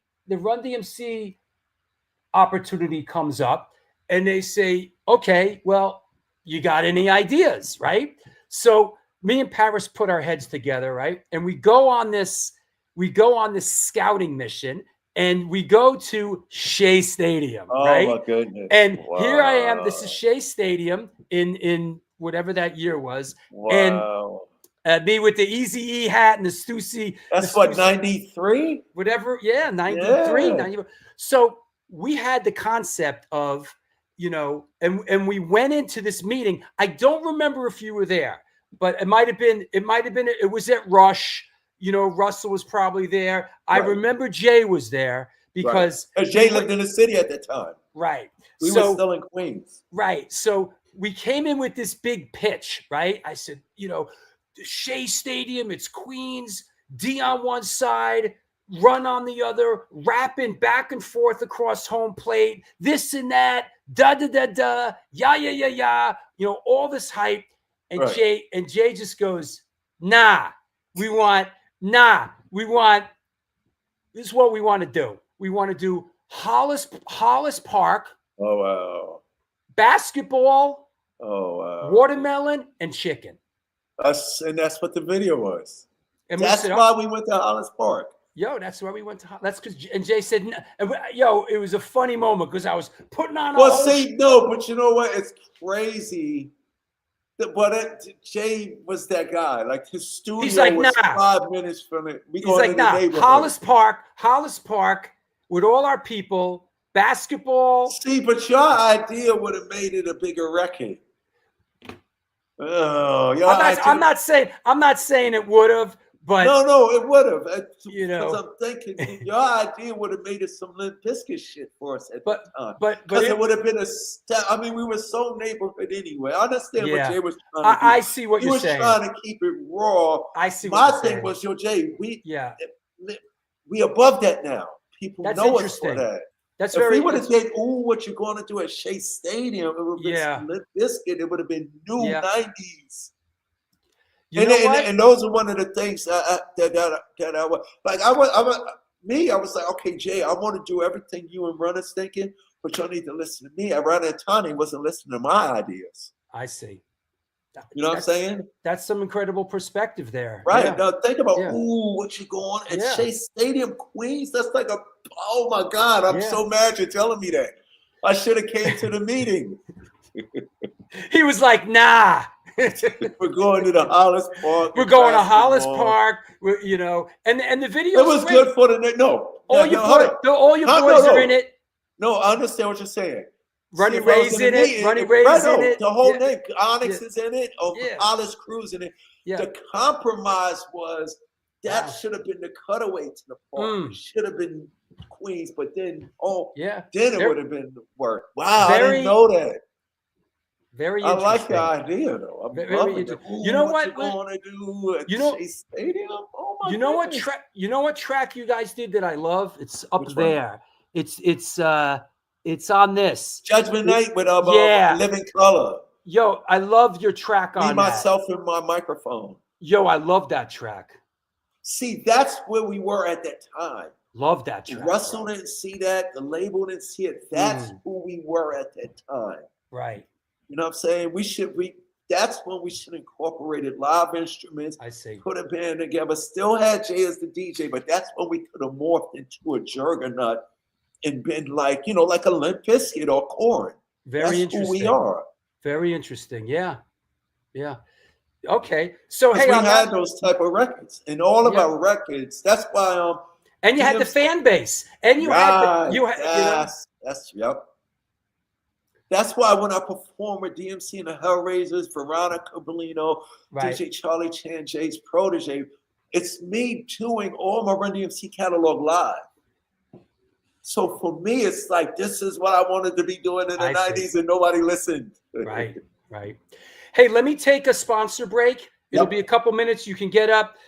grab some air if you want. Let me do a sponsor thing. We'll come back and let's talk about let's talk about cookies. Let's talk about the Hellraisers. Yeah, and comic book. Let's get on to the next chapter. All right. I'll see you in a couple minutes, D. Gotcha. All right. That's right. There you have it. This is the New York Hardcore Chronicles Live. And hey, we're doing it. Thanks for stopping by. Lots more to come. I know people have been asking questions along the way, but we are going to do questions from around the world at the last segment. So let's do a sponsor break, and we'll come back in a few. Since 1992, Generation Records has been a mainstay of the New York metropolitan area music scene. Today, they offer a diverse selection of new and used rock, jazz, indie, hip-hop, punk, hardcore, metal, blues, soundtrack, and reggae LPs, as well as t-shirts, posters, and other merchandise. They buy used record collections and music memorabilia and will pay you top dollar for them. House calls made for large collections in the tri-state area. Call or email generationrecords@gmail.com and follow them on Facebook and Instagram.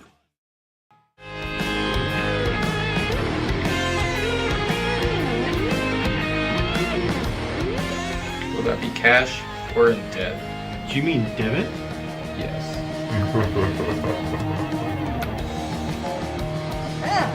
Sorry. Another eternally satisfied customer.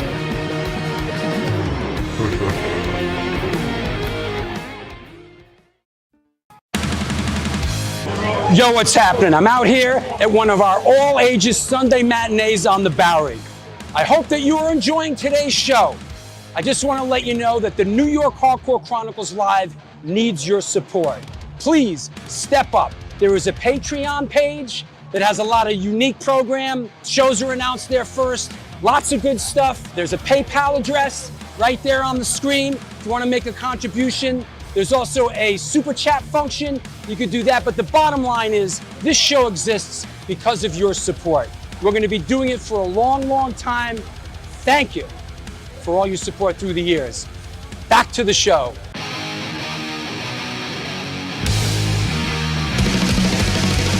Conditioned by indoctrination, conditioned by society. You're a victim of the digital age, a 21st century casualty. Open your eyes, you're losing control. Open your eyes, put down the phone. Conditioned by misinformation, it's just the media telling us lies. Decipher fiction from the truth, society's slow and tragic demise. Open your eyes, you're losing control. Open your eyes, put down the phone. Everyone's got their fucking... Wow.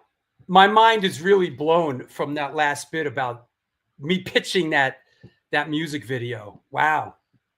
Things zigged, they could have zagged. I never knew. Who knew? That's incredible. Thank you, Marla. Definitely one of the best shows ever.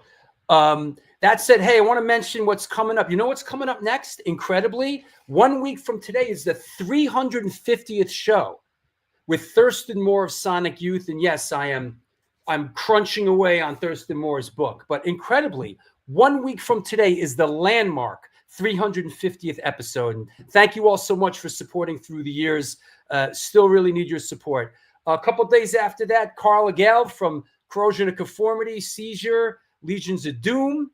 A couple of days after that, speaking of metal, Brian Slagle from Metal Blade Records will be on the show. Wednesday, December 18th, Renee Mata will be on. West Beach from the Plasmatics, Sunday, December 29th. Matt Henson of Noise, Sunday, January 12th. And Jimmy Ferrari, hot off the show we did with Danny Boy from House of Pain, the creator of the Delta Bravo Exploration Team. We're going to bring Jimmy on. We're going to do lots of Delta Bravo stuff. Also, just a reminder, please, the show needs support now more than ever. There is the Patreon page. There's a PayPal address. There's a super chat function. Please continue to support the show. If you've been a fan of the show and have watched the show for a couple years, now's the time. Please step up, make the commitment. The show needs your support now more than ever. That said, let's bring our guest back on. Daryl DMC McDaniels. Hey, man. How you doing? Yo, I love your idea about Shea Stadium. I can't believe you didn't do that. It's killing me. I'm like, that would have been so deaf. Ooh, but and my rhyme was so dope. And then what Jay idea would have been, because you don't want to hope. That would have been perfect cutaway to the part C's, but them should have been me and Run, because we're like this big organization running the league. Like, I love it. And I pictured it like that you were battling across home plate. You know what I mean? Crazy. Like, No, and with a crane shot, like. People would have loved it. It would have been a legendary video. Oh, my goodness. Anyway. So I'm just giving you your props now. That's brilliant. Thanks. Well, Paris Mayhew ended up, directing it. He was extremely talented guy. Yeah. Wow. Where can we go? So, you mentioned, this. I guess we're heading down that road, and like with this, and it was a little bit. I guess things were winding down here. Could you give us any perspective? I have no idea what went on with this. None. It was that album was. I just remember them trying to call me to get me to come to the studio sessions. Number one, I could not speak. Right. My voice was gone. And you suffer from something at the time, were diagnosed with, is it spasmodic? What, RFK Jr.? Who's the guy now? Yeah, RFK. Yeah, right. Yeah, spasmodic dysphonia. Right. And it was crazy when I went to the doctor. They said, we don't know how to tell you this because there's two types. It's adductor and abductor. Sure. So it either spasms this way or spasms that way. I had both. Oh boy! But here's what's crazy. I went to one of Mariah Carey's doctors, Lenny Kravitz doctors, Steven Tyler doctors. They all told me this, Drew. There's nothing physically wrong with your voice. But I was diagnosed with that. If they had to diagnose me, that was the symptoms. How did you feel it coming on? Oh, it was that's a great question. Down with the King comes out.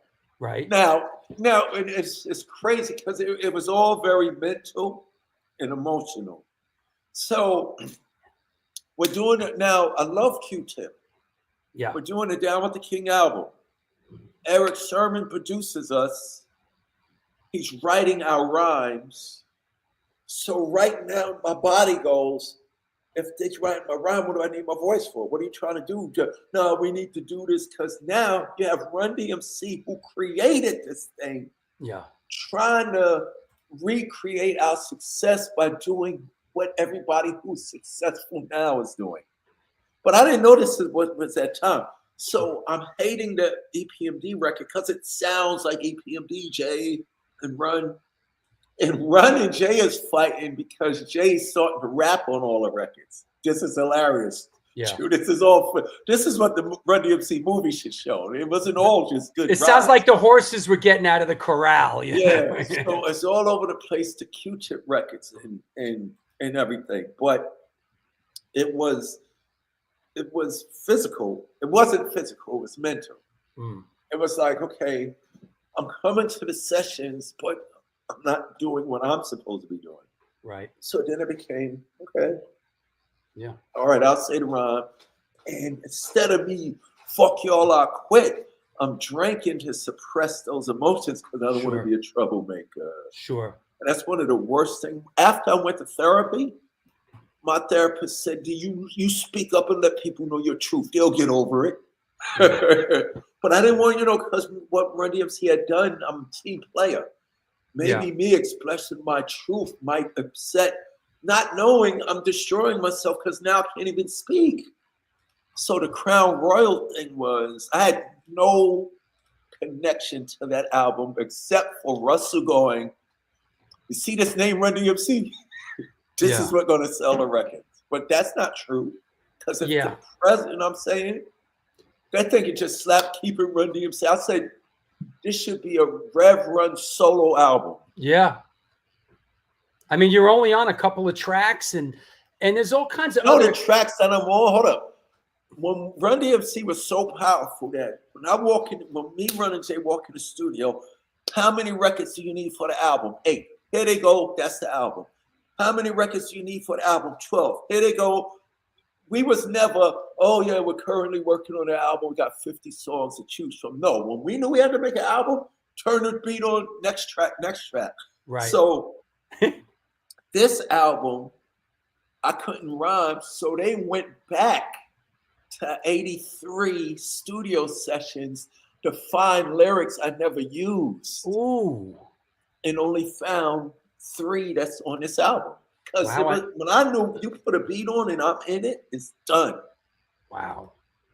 So I'm not even physically on that album.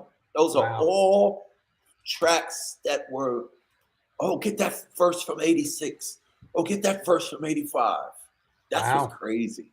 Wow. And that was, I mean, things kind of wound down after that. And that was the last, I mean, studio record that Run-DMC did. And because right after that, they released the greatest hits. The greatest hits, which is pretty dope. And then Aerosmith calls, says, hey, Run-DMC, Kid Rock, and Aerosmith going to go on a tour. I saw that tour. I saw that at Jones Beach. Yep. Yeah. Yep. Jones. Yep. We did Jones Beach. We did Philly. We did Detroit. That was a great tour. Did you see your? This is hardcore legends trading cards. Did you ever see your card? No. There you go. I didn't know I had one of those. Really? You got a card. That's where you got that picture from? Yeah. And then there's that. And wait, the back is really good. Here's the back. I'll send it to you. Oh wow, I didn't know that. Yeah, I did. I've been. The back is deep. Check out the back. The back is deep, man. It's like the old school baseball cards. Yeah. Yep. Oh, that's sick. Yep. Yeah. Oh wow, I love that. Yeah, it's got all the stuff you worked on it. This, that. Get out of here! Wow, Billy Morrison. Wow, who did this? They got one thing with Eflison. What's his name? Oh wow! Looks like everything's on there. Jackal. Wow. Whoa. Yeah. Billy Morrison, wow. Public Enemy. How do they irons? Wow. Who did this? This is Josh. This kid up in Massachusetts. Amazing. Joshua Hurst. I'll have. You know what, Josh? I know he's obviously. Josh, I love you. This is amazing. Reach out to D. Here, reach out to D. Here's D's Instagram. There you go. Reach out to D on Instagram. Yeah, hit me. Wow, that's amazing. Good stuff. There's a bunch of cards going around. I was like, oh, what's that? Whoa.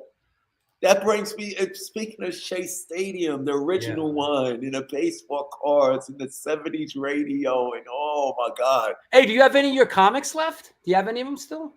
No, but here's the funny joke. I sold all mine too. Right, hold up. Here's the funny joke. So my brother goes, we got to do a comic book sale so we can get turntables.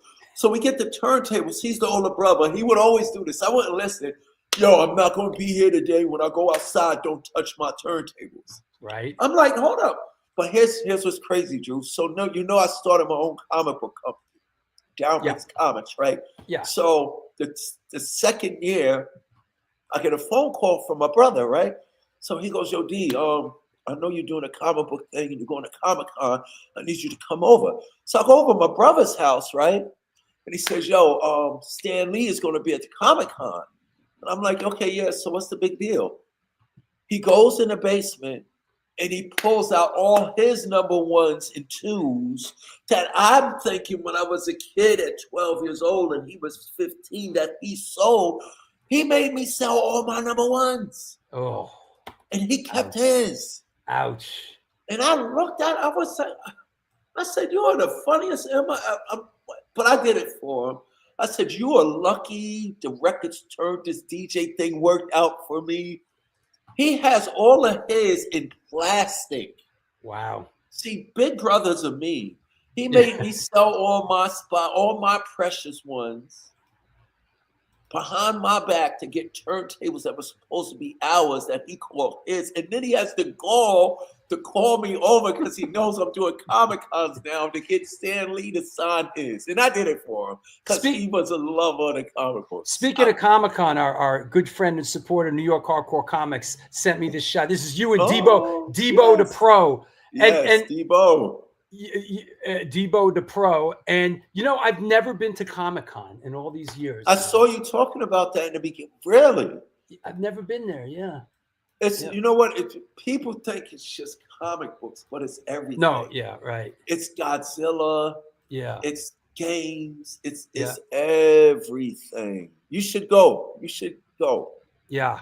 You'll love it. It's a big commitment, right? You got to get tickets before. Yeah, it's like you probably can't even get tickets now because the day after the Comic-Con closes on a Sunday, the next day the tickets go on sale. They all sell out. Yeah. So next year, if you want to go, let me know because I can get passes.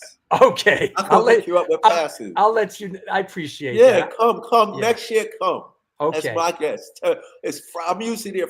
It's Thursday, Friday, Saturday, but I usually go Friday, Saturday, Sunday.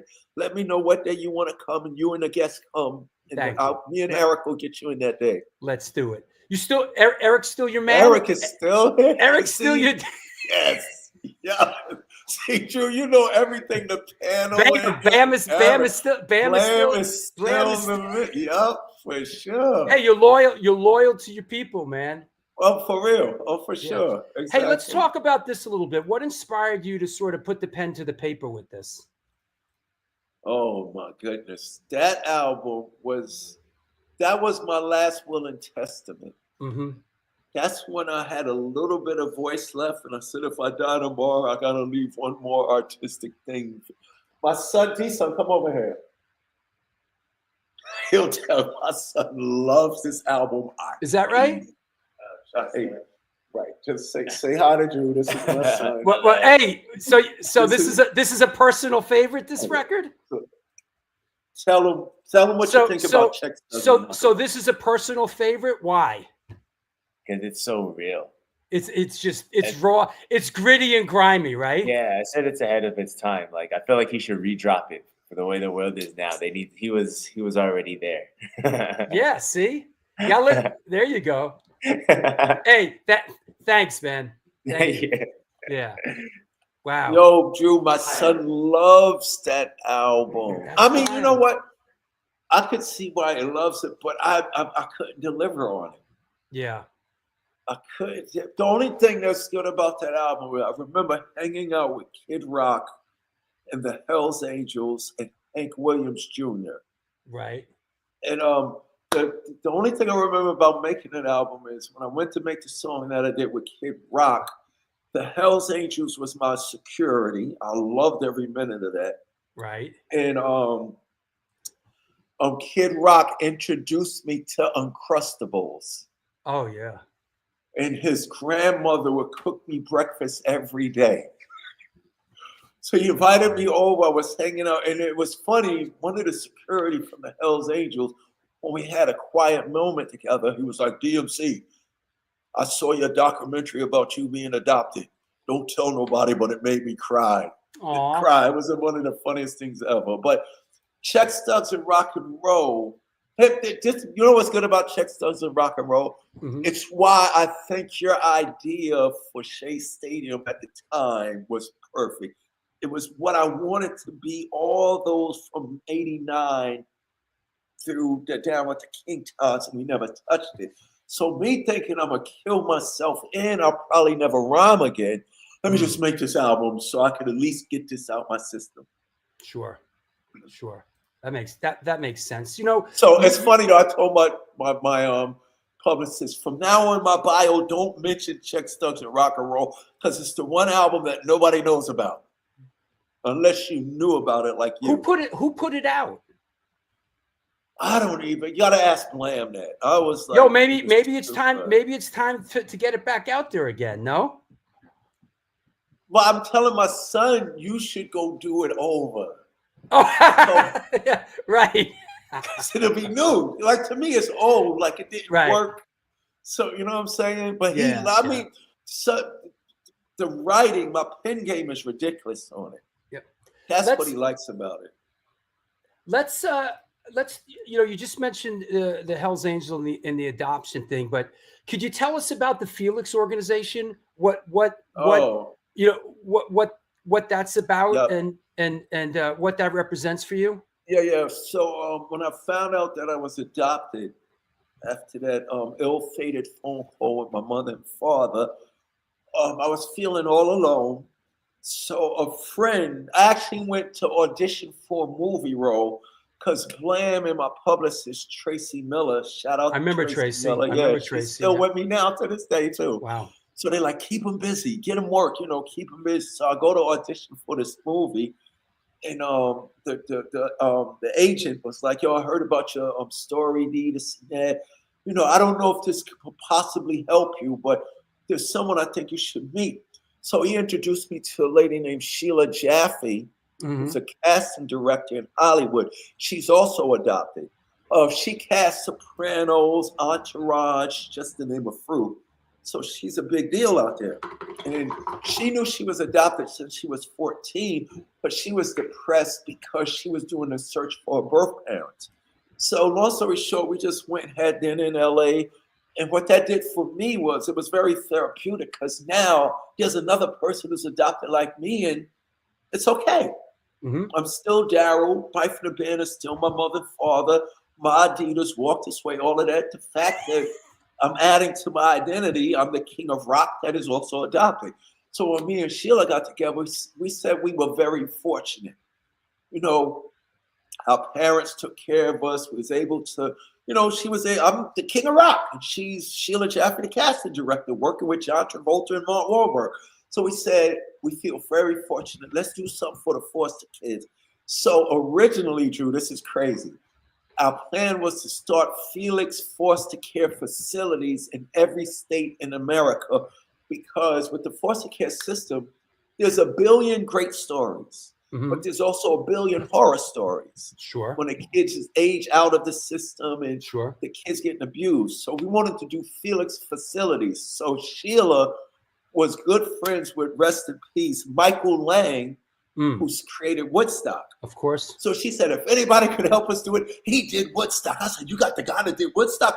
He could definitely do this. So we called Michael up and we shoot Michael an idea. And he was realistic. He said, I love you guys' idea. That's a great idea, but you need to start smaller.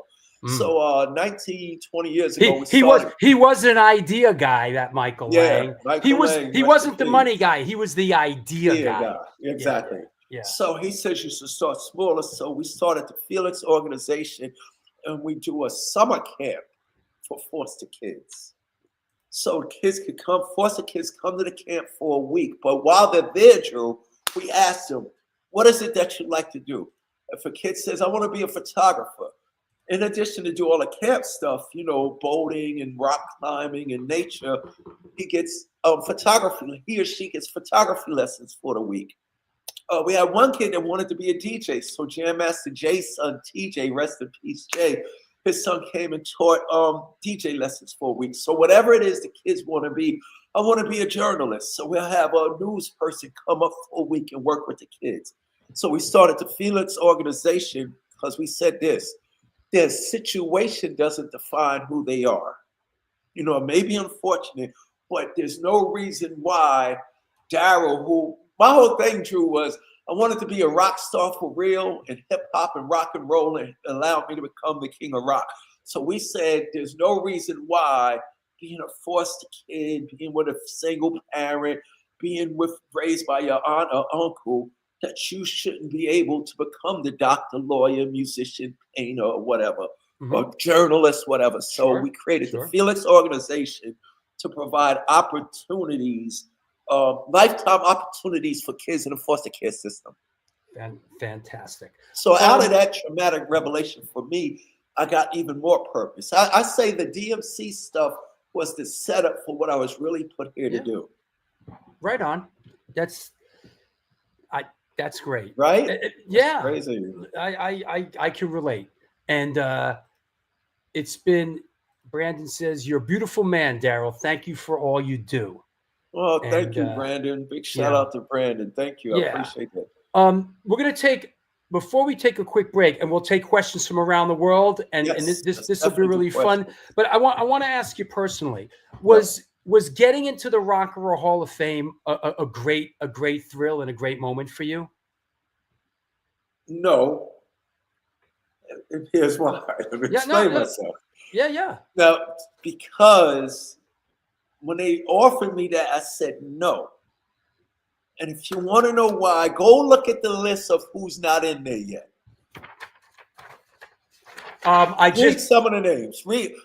I just wrote, and this is what names. 10 Give me this 3 is names. 10 years. This is 10 years after you were in. So this is just who's left now. Iron Maiden, Motorhead, Judas Priest, MC5, Jethro Tull, New York Dolls. Just a couple. That's a cool. Okay, right. And not even why and then it wasn't great for me.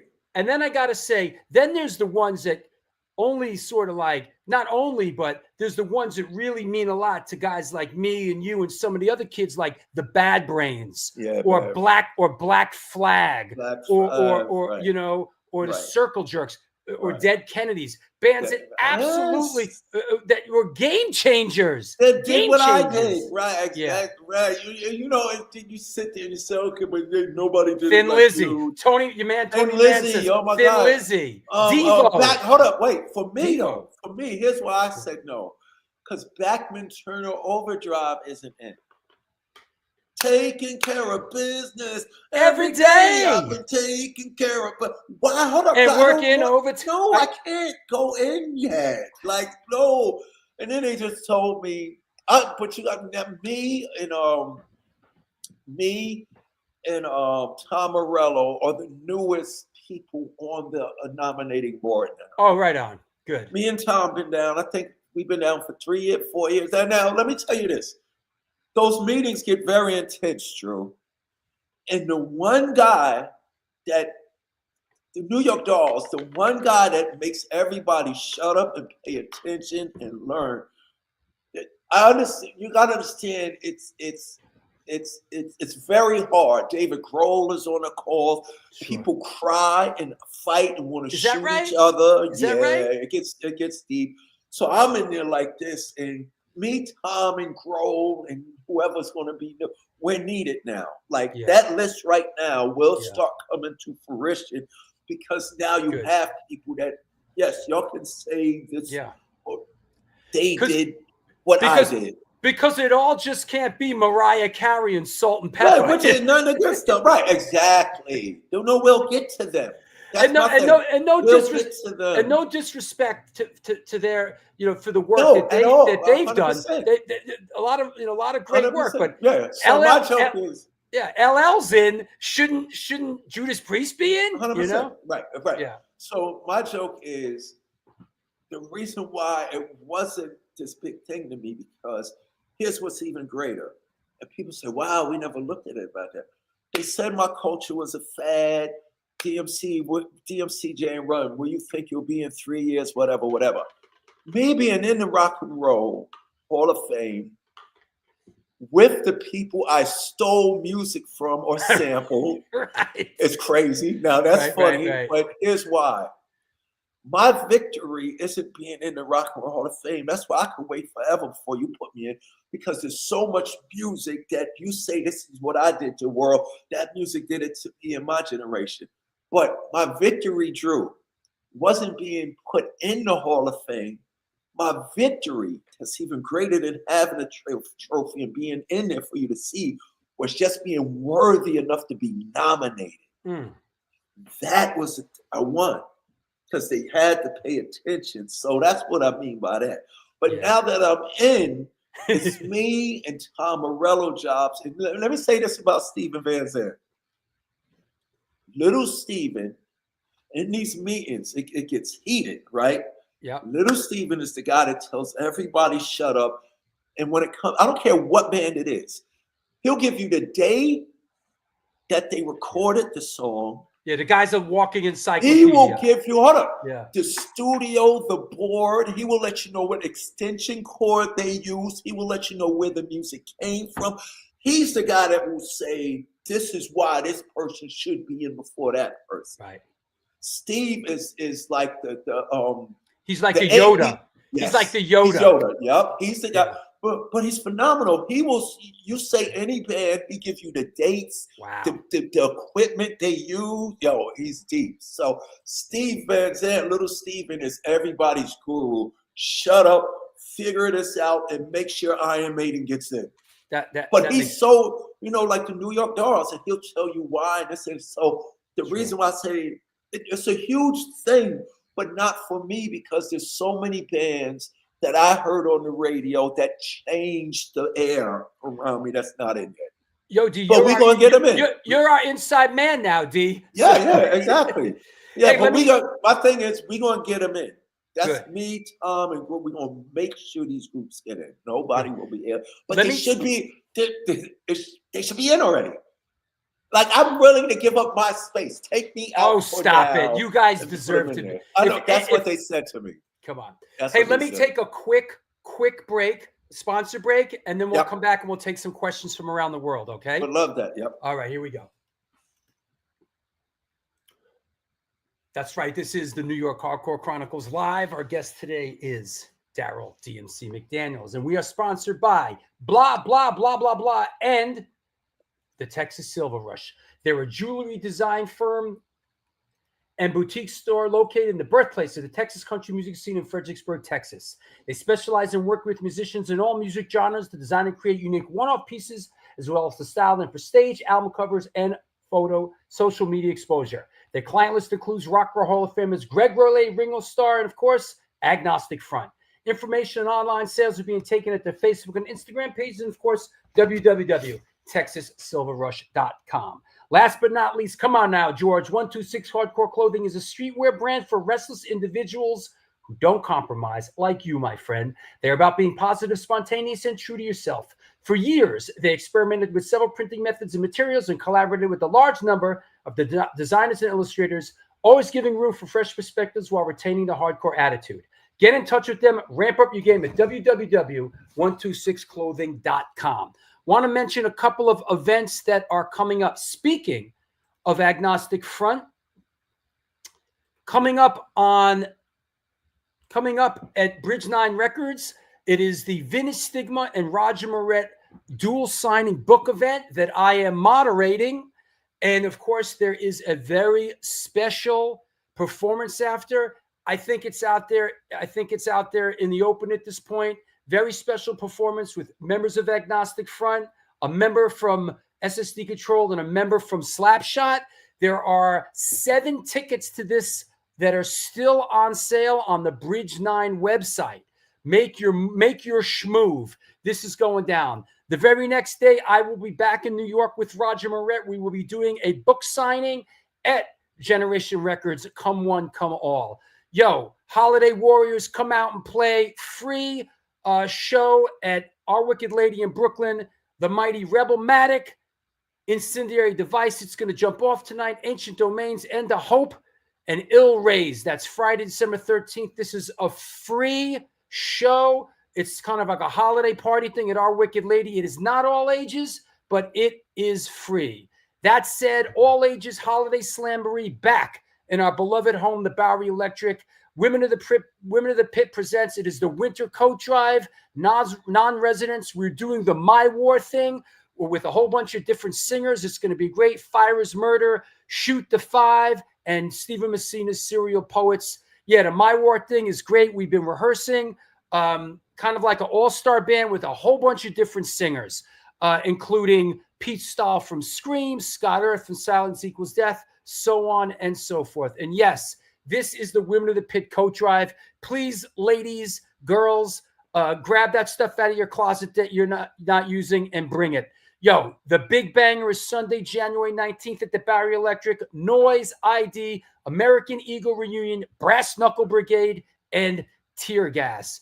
And back where it all began on Sunday, March 2nd. I know it's a ways away, but we've managed to get our butts back into A7, the birthplace of New York hardcore, Incendiary Device, and Crazy Eddie on Sunday, March 2nd. just want to just remind everybody to please, if you can, follow the show on Instagram. Pick up your communication device.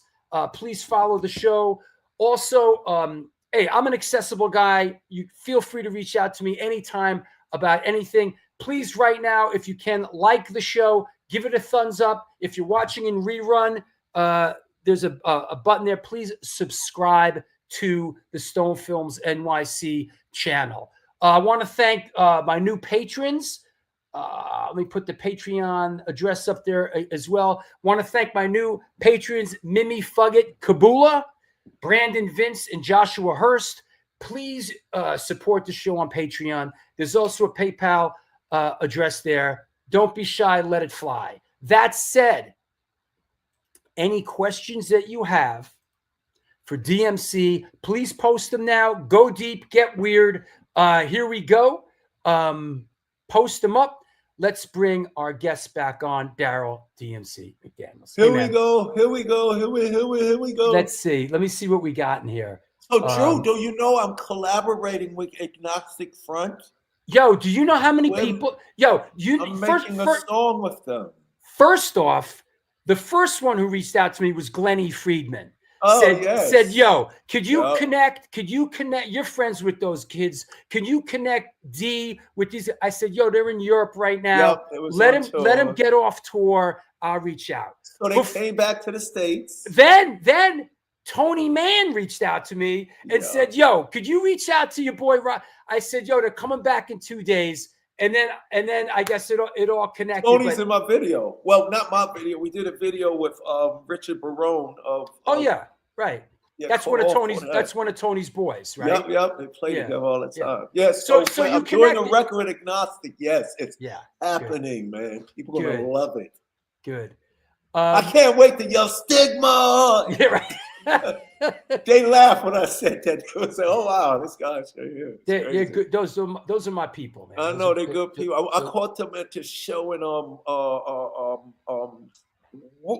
Worcester, Mass. Worcester, Mass. That's Yeah. So they're like, "Yo, D, when we get back, they're on tour with Sepultura right now." Yep.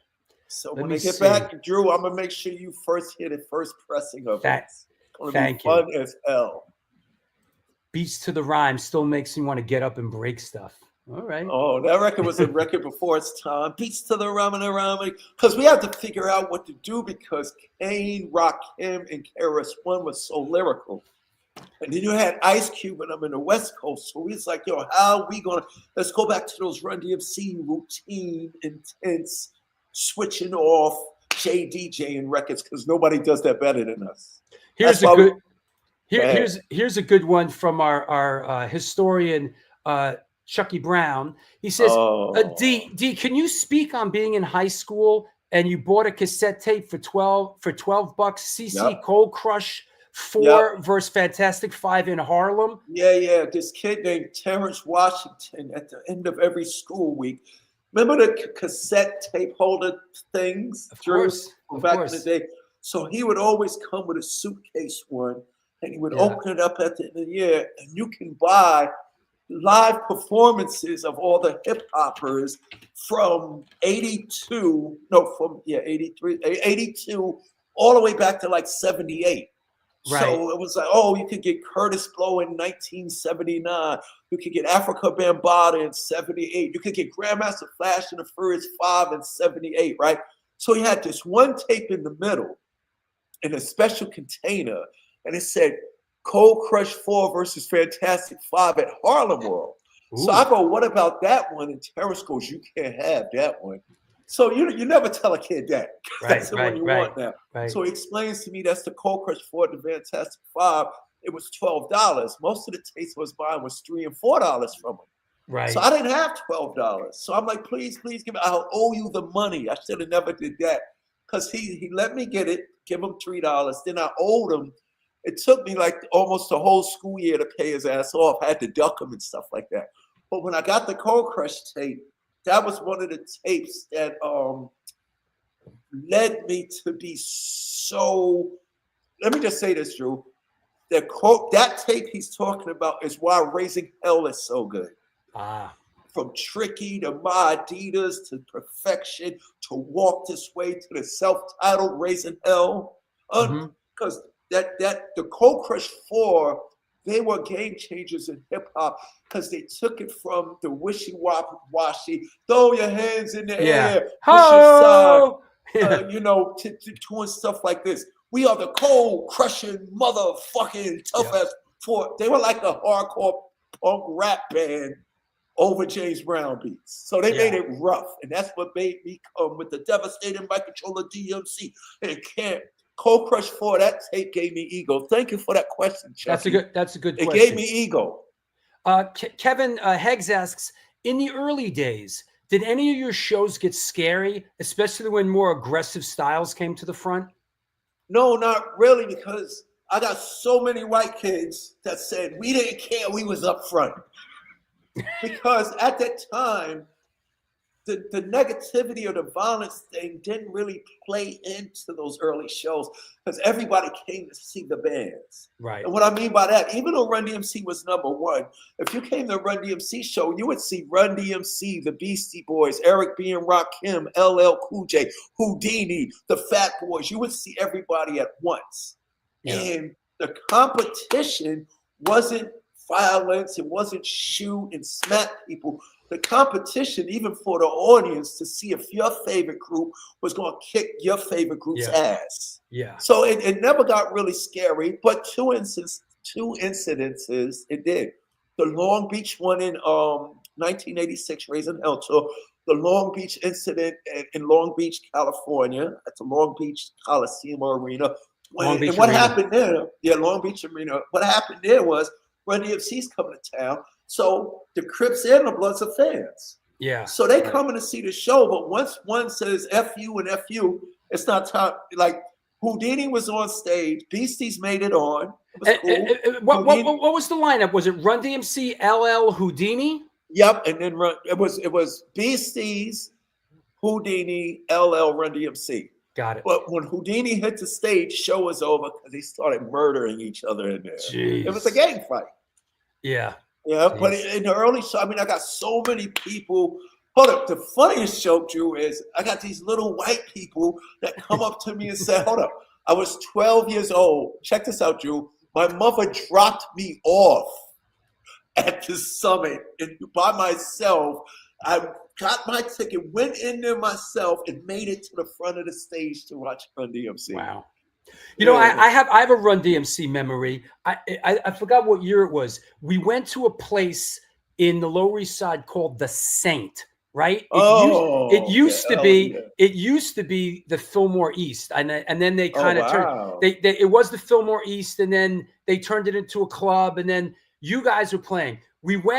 I went, and it was one of those late nights. You guys finally came out. The sound system was horrible. You said, "Yo, fuck this," threw the mics down and walked off. One song. You got one song into it. That's how bad the sound was? Yeah, that's how bad it was. And then we probably went to Danceteria or something like that. Yeah, right. Yeah. Or the World.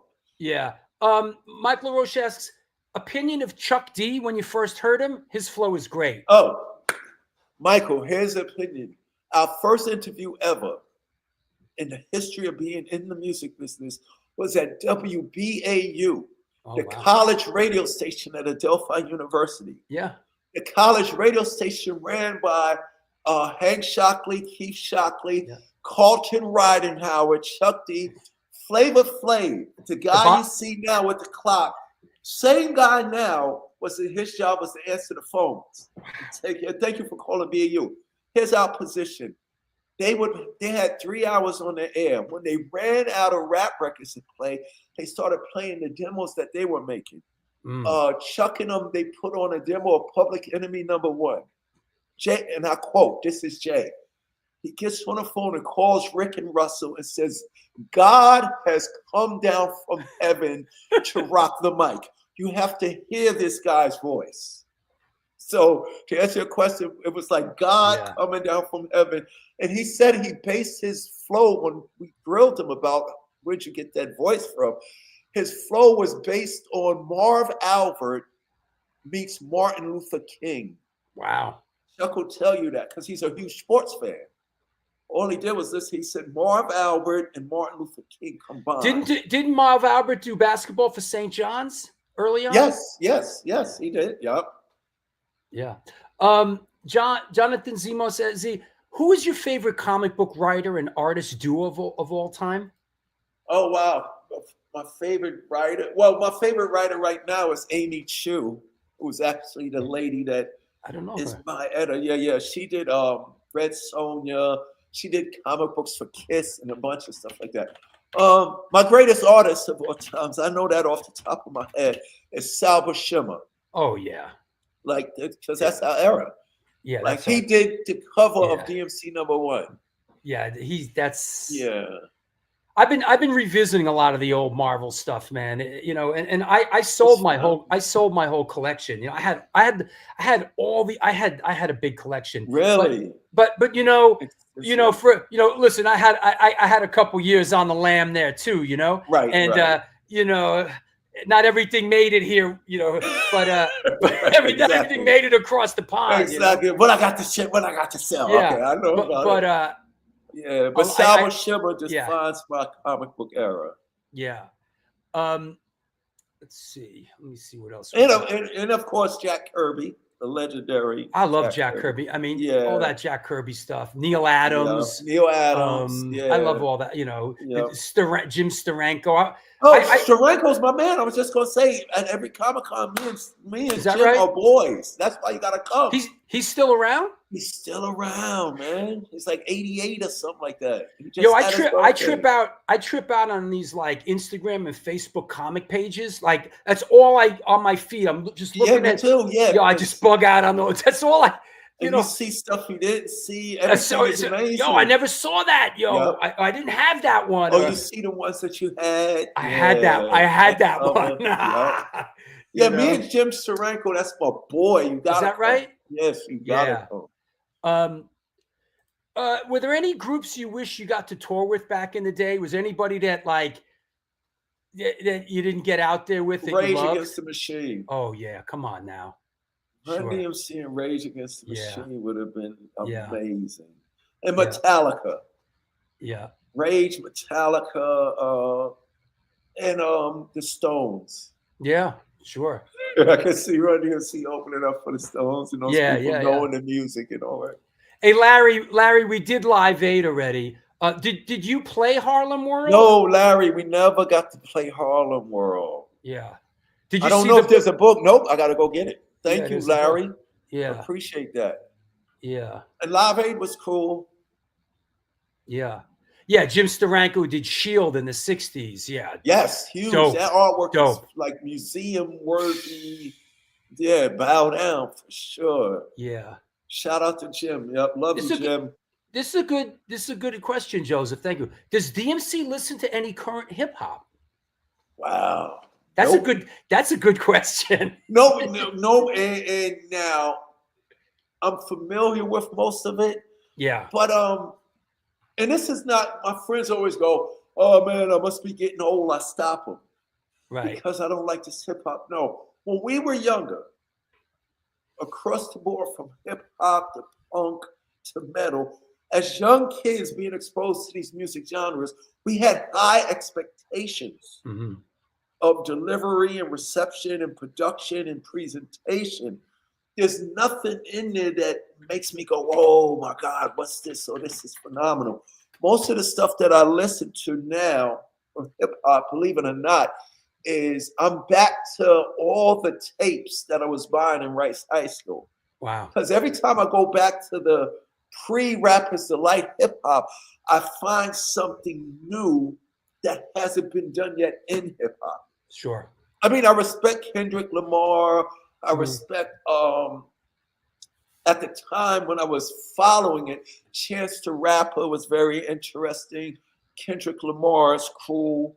Some of Drake's stuff is, listenable, but there's nothing that makes me go, oh my goodness anymore. That makes now sense. on repeat is Judas Priest, pre-Rappers Delight hip hop, and Agnostic Front. Has there any rock stuff that you've sort of like discovered in the past couple of years that you really love, or have you done any deep dives? Have you done any deep? Because like, we could go deep here on the rock stuff, but anybody you've like, like with me, like I kind of find an artist and then do a deep dive and go, I love these, I love this. Oh my God, it's brand new to me too, because he got the record. It was in the movie The Punisher. What's this guy's name with the raspy voice? He did a Punisher movie. The Punisher movie. Hey, hold on. Punisher TV show. Yeah, Punisher TV show. Raspy voice. Who we talking about? Don't worry. So somebody of the 1,000 people watching will know. No, Punisher TV series.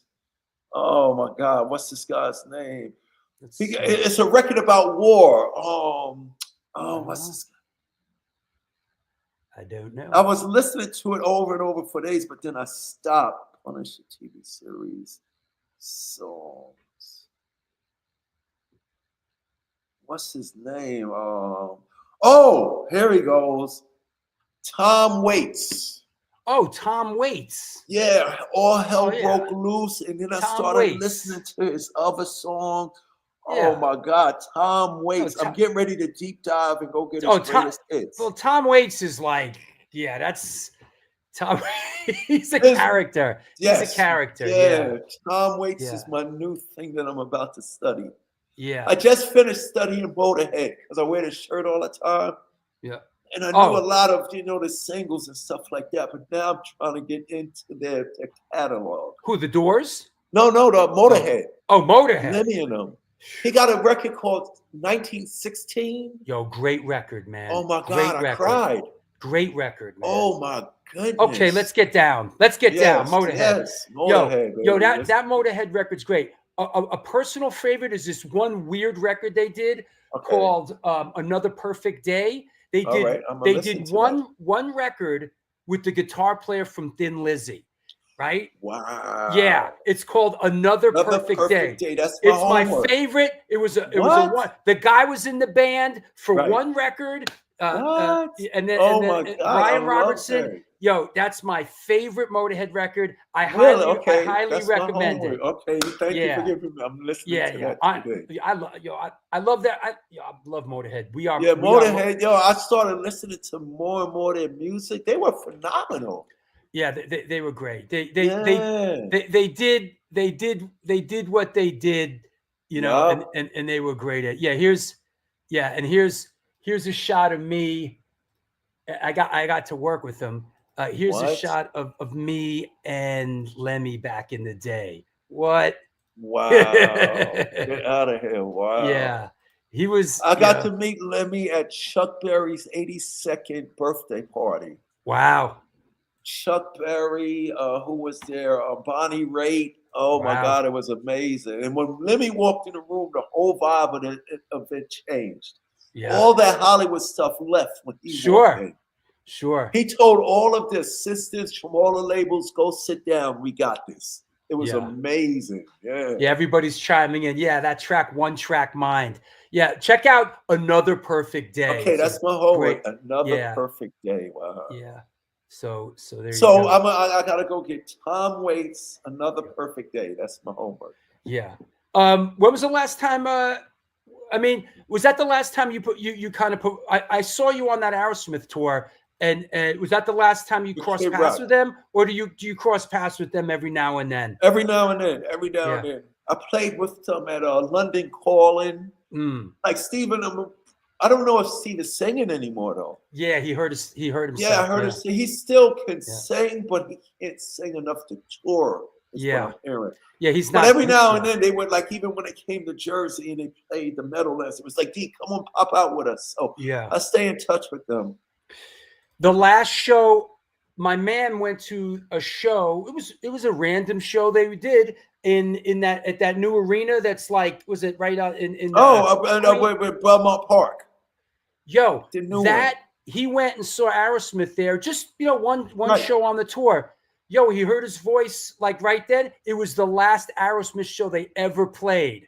Wow, and my man, he's like, yo, my man was like, "Yo, I saw the last show they ever played." Wow, in Long Island, yep, at the UBS Arena. Yep. Yeah, that's right. That's yeah, right. Yeah. Yep. Oh, this is a good question. What were the artists' bands that were influences as Run-DMC entered the studio for the very first time? Were there anybody influences, or was it just we're just doing something totally? We were just doing something. So our influence was the main thing was this. When you think about Rolling Stone getting it right, saying the message was the greatest hip hop record ever made. They got it right for what, like socially, like that's what this is what hip hop is. Just like if you listen to Agnostic Front's "Us Against the World." Everything that they're saying on that record, you could say for hip hop. But the influence was we just wanted Grandmaster Flash, Africa Bambaataa, and the Cold Crush 4 to say, "You guys are very good at doing this." Aww. That was the only that. Yes, they like us.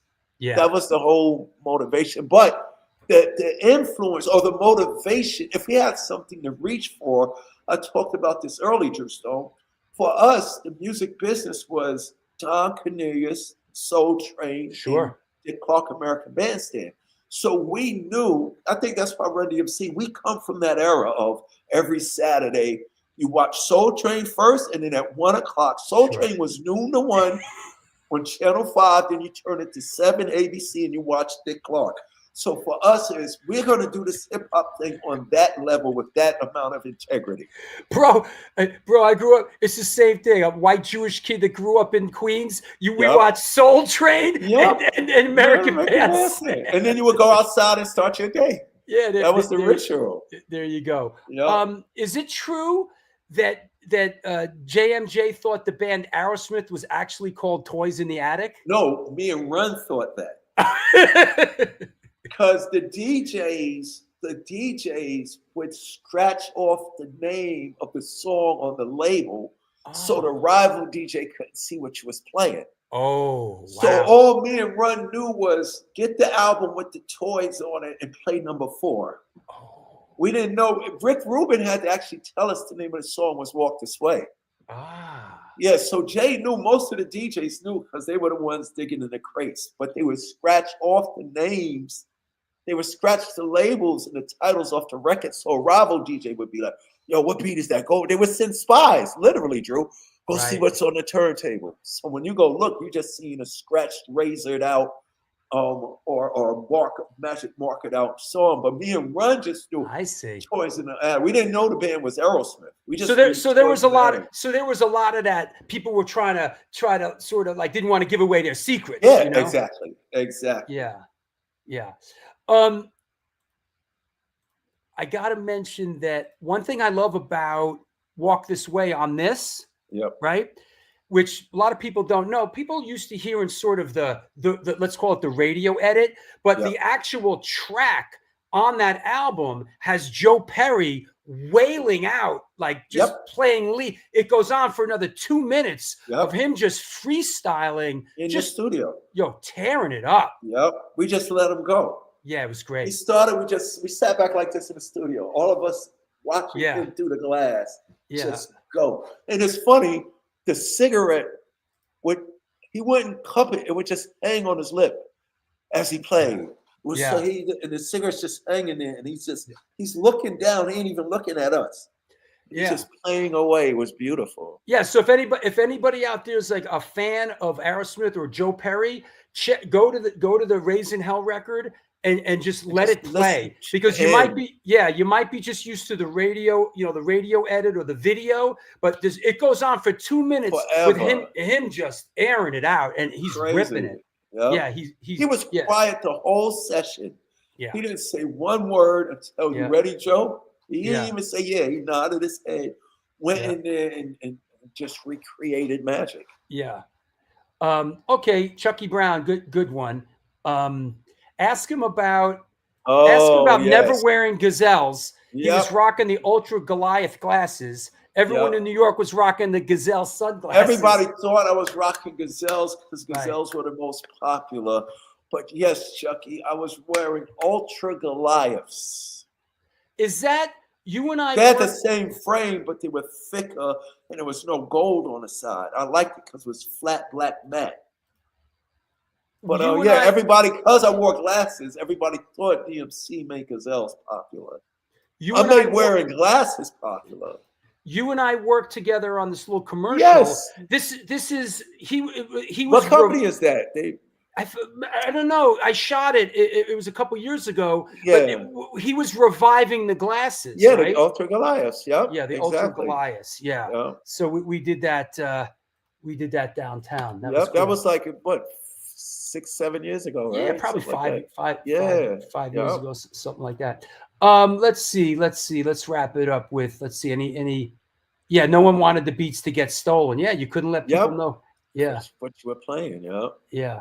Let me see. Because you can win a whole battle by having a beat the other DJ didn't have. Yeah. Good question, Dawson Walters. What is your songwriting process? Did you start with lyrics or the beat? Lyrics. For me, it's lyrics. Mm. For me, it's lyrics and finding the music that fit the emotion of the song. Sure. And it's always been that. Because here's a great story. When I graduated from Rice High School, I send my resume out to colleges. I get a note that says, I've been accepted to St. John's University. Right. So I open this letter up, I read it. We're proud to inform you, Mr. McDaniels. I was like, they calling me Mr. I'm growing, I'm getting big. I don't want to get big. But I open the letter, I read it. My mother and father comes home. I come running down the stairs. But you would think I would stop in the kitchen and tell them, no. I keep running past them and I run in the basement to write a rhyme that goes, I'm DMC in the place to be. I'll go to St. John's University. So I was always writing about things that I was thinking of happening. Sure. Now it's time to go find a beat with it. And it's just so iconic that Larry Smith came up with that Sucker MC's beat for that rhyme. Because the rhyme wouldn't have been that famous if I was rhyming over good times like Rapper's Delight. Sure. Joseph asks, what was your major at St. John's University? Oh, business management, but only because my best friend told me to pick business management. When I got to St. John's University, Drew, I realized I don't like accounting. I don't like bookkeeping. I don't want to do business. What could I do? I could draw. So I was getting ready to change my major to three things. I had three options. Architecture. Okay. Graphic design, or I was going to go and just take up art as just study art. Sure. And I was going to tell my mother I'm dropping out of school to create comic books. But right in the second semester, St. John's, Joe calls and said, Russell got the demo signed to a record deal. It's on. Yep, it's on. Favorite Marvel character? Now, you might think that it's a hip-hop thing, and it is, for the rappers to shout out the neighborhood. Sure. Brooklyn, this and that. I wasn't shouting out Queens on every record because to rep my hood. Right. When I was a little kid, Drew, and I was reading my Spider-Man book, and I found out Peter Parker lives in Queens like Daryl McDaniels. That blew my mind. So to answer your question, is Spider-Man. Number one, he's awkward. He's trying to figure life out like me. He's a smart kid, and he's Spider-Man. Yeah. So I even based my whole rap presentation off of being a superhero. Crash through walls, come through floors, bust through ceilings in, knock down doors. Rappers don't do that. Superheroes do that. Spider-Man's the amazing Spider-Man, the Incredible Hulk, the Invincible Iron Man. I'm the devastating Mike Controller. I always knew his adjective to the name of the character. Is this who did? Is it? Did Sal? Yes, Sal did this, right? Yeah. Let me tell you the story. So we call around because I want Sal to do it, right? So we get Sal's son. So Sal's son, he's like, "Is this DMC or Run-DMC?" Wow. Yeah, I wanted to. Okay, I got you. So when he told us the story, he hangs up the phone and he goes to his father and tells him, "Yo, the Run-DMC, Sal, he didn't. I heard of that, the Walk This Way thing." Yeah. The son said, "Dad, if you don't do this, I'm going to murder you." So he's like, "Oh, wow, okay, I guess I got to do it." So yeah, Sal did the art for DMC #1's cover. Yeah. It's a Fantastic. gatefold too. Yep. Yeah. Our great friend and supporter from Women of the Pit asks, did anyone ask about that dope painting in the background? Oh, that dope painting. Yeah, he's people always ask about that. That's an artist friend. This had to be about 25 years ago. Jesse Itzler is a good friend. Jesse Itzler, he's married to Sarah, who invented Spanx. But Jesse Itzler, he started NetJets, he started Zico Coconut Water. You can look him up on Instagram, was a good friend of Jam Master Jay's. That's Jesse Itzler's friend Marco's painting, who was at the time, he was a new artist in New York on the art scene. And he did one for me, one for Jay, and one for Run at the time. Women of the Pit is doing the coat drive. That's for right. the 22nd. I'm gonna support y'all. That's right. Bring Hey, y'all some I'm stuff. gonna reach out to you when we're doing this thing. Maybe you come down, whatever. Yeah, on the 22nd, right? Yeah. Yep. It's And free. it's at Barry Electric. Okay, Yeah. I'm gonna come through. I'll reach out. I'll come through. Yeah, yeah. Sure. You mentioned we're talking about artists, but we mentioned in the early days, there was a lot of cross-pollination, with Rapture and Blondie and Fab. Yeah. I'm assuming, you cross paths with Keith Haring back then. No, Keith Basquiat, all the time. Yeah. He died with a Run-DMC pit ticket in his pocket. When he died, the day he died, his friends were taking him to see Run-DMC at the Ritz. Wow. The ticket, his girlfriend has the ticket. Yeah. It's crazy, but no. When we was, whether it was The World, whether it was Danceteria, whether it was those little breakfast and restaurant spots, you'd be like, oh my God, Keith just walked, oh my God, Basquiat, oh shoot, Run-DMC. Yeah, they were around. Madonna just walked by. Kenny Sharp. Yeah. We Oh. opened for Lou Reed. Lou Reed put us on a show. It was downtown somewhere. And the first 5 minutes of the show, the front of his real hardcore fans, like his real fans, had middle fingers up like this the whole time. Like this. And me and Runner J says, keep going, keep going. But the beautiful thing is we got off stage, we had 20 minutes. I remember we did It's Like That, Succrum Seas, we did Here We Go, and we did Rockbox. Nice. This is before it came out. But when Lou Reed took the stage, he said, I want to address those people that was disrespecting Run-DMC. Because the stage manager said, yo, Jay, Run, come in, you got to hear this. And Lou just said this, if you dissing them, you dissing me. He said, I was just like them, beating on pots and pans, doing every type of music that I could, trying to find my identity. And it was almost like it was the father scolding the kids. You don't do that to them, because this is how you start. And I was like, wow, Lou Reed took up for me. Lou Reed has your back. Yeah, I was like, Lou Reed took up for us. Yeah. All right. Well, hey, my brother Evan, I missed the story about us in the commercial we did. Have him give me a shout out. Oh, no doubt. Shout out, Evan. We talked big time about it. We had a big laugh. Go back and watch it. Yeah, the commercial is legendary. My basement. Go back and look. You're gonna love one of the last. I love you for talking about the paneling. I remember the stairs. I remember coming down the stairs. I remember your mom. Your mom made us. Your mom made us lunch, bro. Yep. You ate my mother's cooking. I ate your mother's cooking. We all hung out. We had lunch here. Your mother was so kind. I'll never forget. These are things you never forget. Right. These are things people's kindness. Things like that are things you don't forget. Absolutely. This. What's the last one? Which country other than the U.S. embraces hip hop culture the most? Oh, I'll tell you right now, Japan. Oh, wow. Yeah. Japan. They don't care about none of this commercial stuff. They don't care about the record sales. They love the culture, the DJing, the MC, the graffiti, the breakdancing. Japan. Yeah. That makes sense. And then I would say Japan, and then I would probably say, Europe. Yeah. Germany, Italy, France, but number one, Japan is like, yo, they more hip hop than us now. That makes sense. So that tells you about the state of hip hop in America. Good question, Rick Brust. Are gold record plaques actually gold? No. No. No. And some of the time, it's not even the actual record. Most of the time, it's not. Records. It's a random record.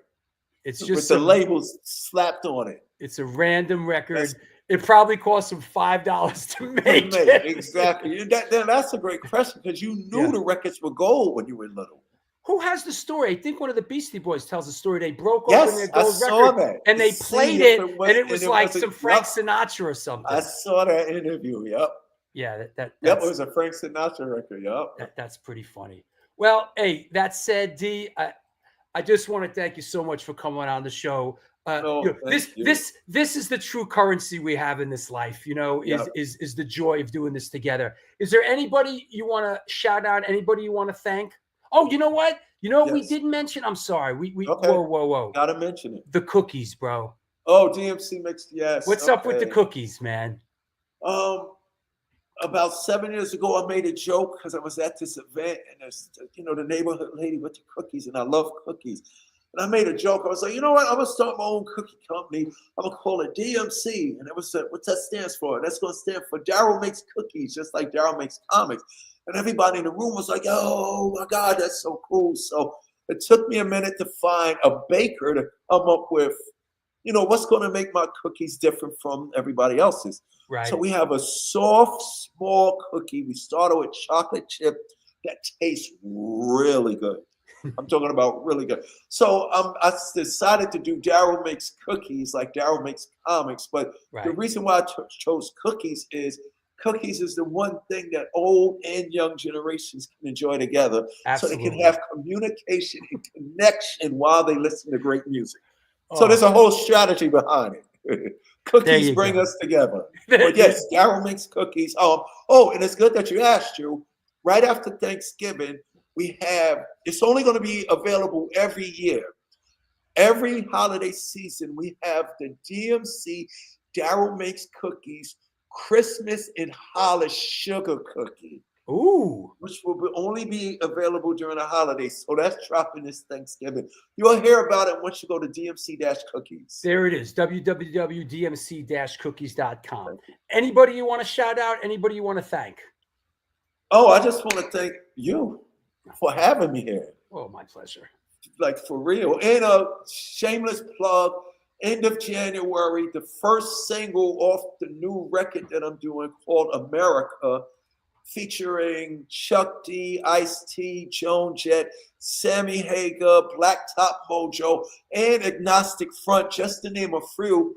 The first single drops January. It's called She Gets Me High. It's a remix of Ram Jam's Black Betty. Wow. Featuring Travis Barker on drums, Mick Mars from Motley Crue on guitar, Duff McKagan on bass, and me and Sebastian Bach from Skid Row on vocals. So that's January, end of January. She Gets Me High. Fantastic. Thanks, D. I'll reach out soon. We'll keep in touch. Yeah, let me know about the event. I'll come. It's December 22nd. I'll reach out. Home. Absolutely. Thank all of you. Thank you out there, all you listeners. Keep on rocking. Take care. Thanks, Drew. Bye-bye. See you soon. There you have it. Another one in the can. Fantastic. Great show. That was a great show. But then again, that's the business we're in, right? Tony Mann, thank you. Sean McNally, thank you. Everybody, Larry Kelly, Heggs, everybody that came through today. Listen, the show was great because you were a part of it. Honestly, the questions and the interaction, that's what makes this show so great, is this community of what we have here. Thank you, David. Dawson. Yep. My brother, Evan B. Stone out there in California. Joshua Hurst with the cards. He loved your card, bro. You got to send him your card. Send him the card. Darren, thank you. Daniel, thank you. Darren, it was, thank you, Morgan. Yeah, it was good. It's a good show. And you know what's coming up? You know what the next show is? Can you believe it? This is crazy. The next show is the 350th episode. It is just insane. And I was talking to my dad today, and I said, what's really, really, really going to be crazy is when we do the 365th episode, because at that point it'll mean, which is not that far off, that 1 year of my life has been spent doing the show on a show day when we hit show 365. So 1 week from today, Thurston Moore is on the show. I'm reading his book right now. I'm crunching. It's a thick book. So, I'm thinning it in between everything else. And listen, you want to know something? You want to know what's really going on? You want to know what I'm eating for dinner? This is my dinner right here. Purelax. Does anyone know what Purelax is for? What it's used for? This is my dinner. This is what I will be eating. Anybody out there know why you would be drinking Purelax? Disgusting is what it is. Let's see if anybody. Yes, Joel's co-hosting with me. Yeah, exactly. Have fun tomorrow. Colonoscopy. Exactly. No, it's not. No, I'm actually. It's no colonoscopy. I'm going in for a colonoscopy tomorrow.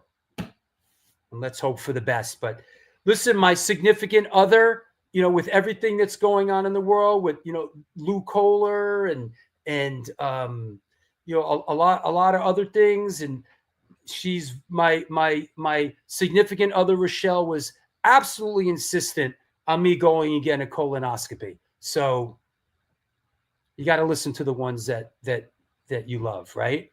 So there you go. It's for shitting. Yeah, and that's what I'll be doing all night long. Actually, I haven't eaten in 2 days, so I should be all right. I haven't eaten any food in 2 days, so I'm friggin' starving. Yeah. So there you go. That's what's up. Not to be gross, but that's what's going on. Yo, you better believe I'm going to eat like a box of DMC's cookies ever, Yeah. So that said, your doctor has Lawrence Taylor size hands. Listen, my doctor is a small, little, petite Asian woman. So I think I'm going to be okay. Yeah, I got a clean house. What am I eating once I get out? Hey, Renee, what's up? Hey, everybody, did you know that Renee is going to be on the show Wednesday, December 18th? Renee Mata, musician, music exec, and producer. Very excited to have our friend and supporter Renee Mata on the show. Look out for that on December 18th. Yeah, Chico, I'm still here. Yo, you got to watch it. It was a great show, Yep. Oh, wow. Everybody's checking in. Colonoscopy changed my life. Everybody's checking in. Agnostic Front AFB9. That's right. The big event is happening at Bridge 9 Records on December 7th. I will be moderating the A7 to Bridge 9 book event featuring Vinny Stigma, Roger Moret, and Agnostic Front. There is a performance after featuring members of Agnostic Front, SSD Control, and Slapshot. There are 7 tickets left. So go out and if you want to go get that ticket, I will be there with Rochelle and the whole gang. The whole gang's coming out. So it's going to be a very, very special event. So there you go. That said, I think we're good. Now that we're, all we're talking about is colonoscopies. Listen, don't wait, Napoleon. Go do it. Does anyone know when the Deluxe Roger book ships? I don't know the answer to that. I do not know the answer to that. Yep. That said, thank you, everybody. That was a great show. You've restored my faith in humanity again. So thank you all very much. It was a really, really great show. I will see you in a week. Happy Thanksgiving, everybody. I'll see you in a week. Listen, whatever your trip is with Thanksgiving, pro, anti, this, that, have a happy holiday for whatever it's worth. Thank you so much for supporting the show. Marla, nice to hear from you, Marla. Hope everything's okay out in Portland. That said, it was great. It's been great. Tell your loved ones that you love them. That's important in this life. Don't be shy. Let it fly. Until next time, do good things, and good things will come to you.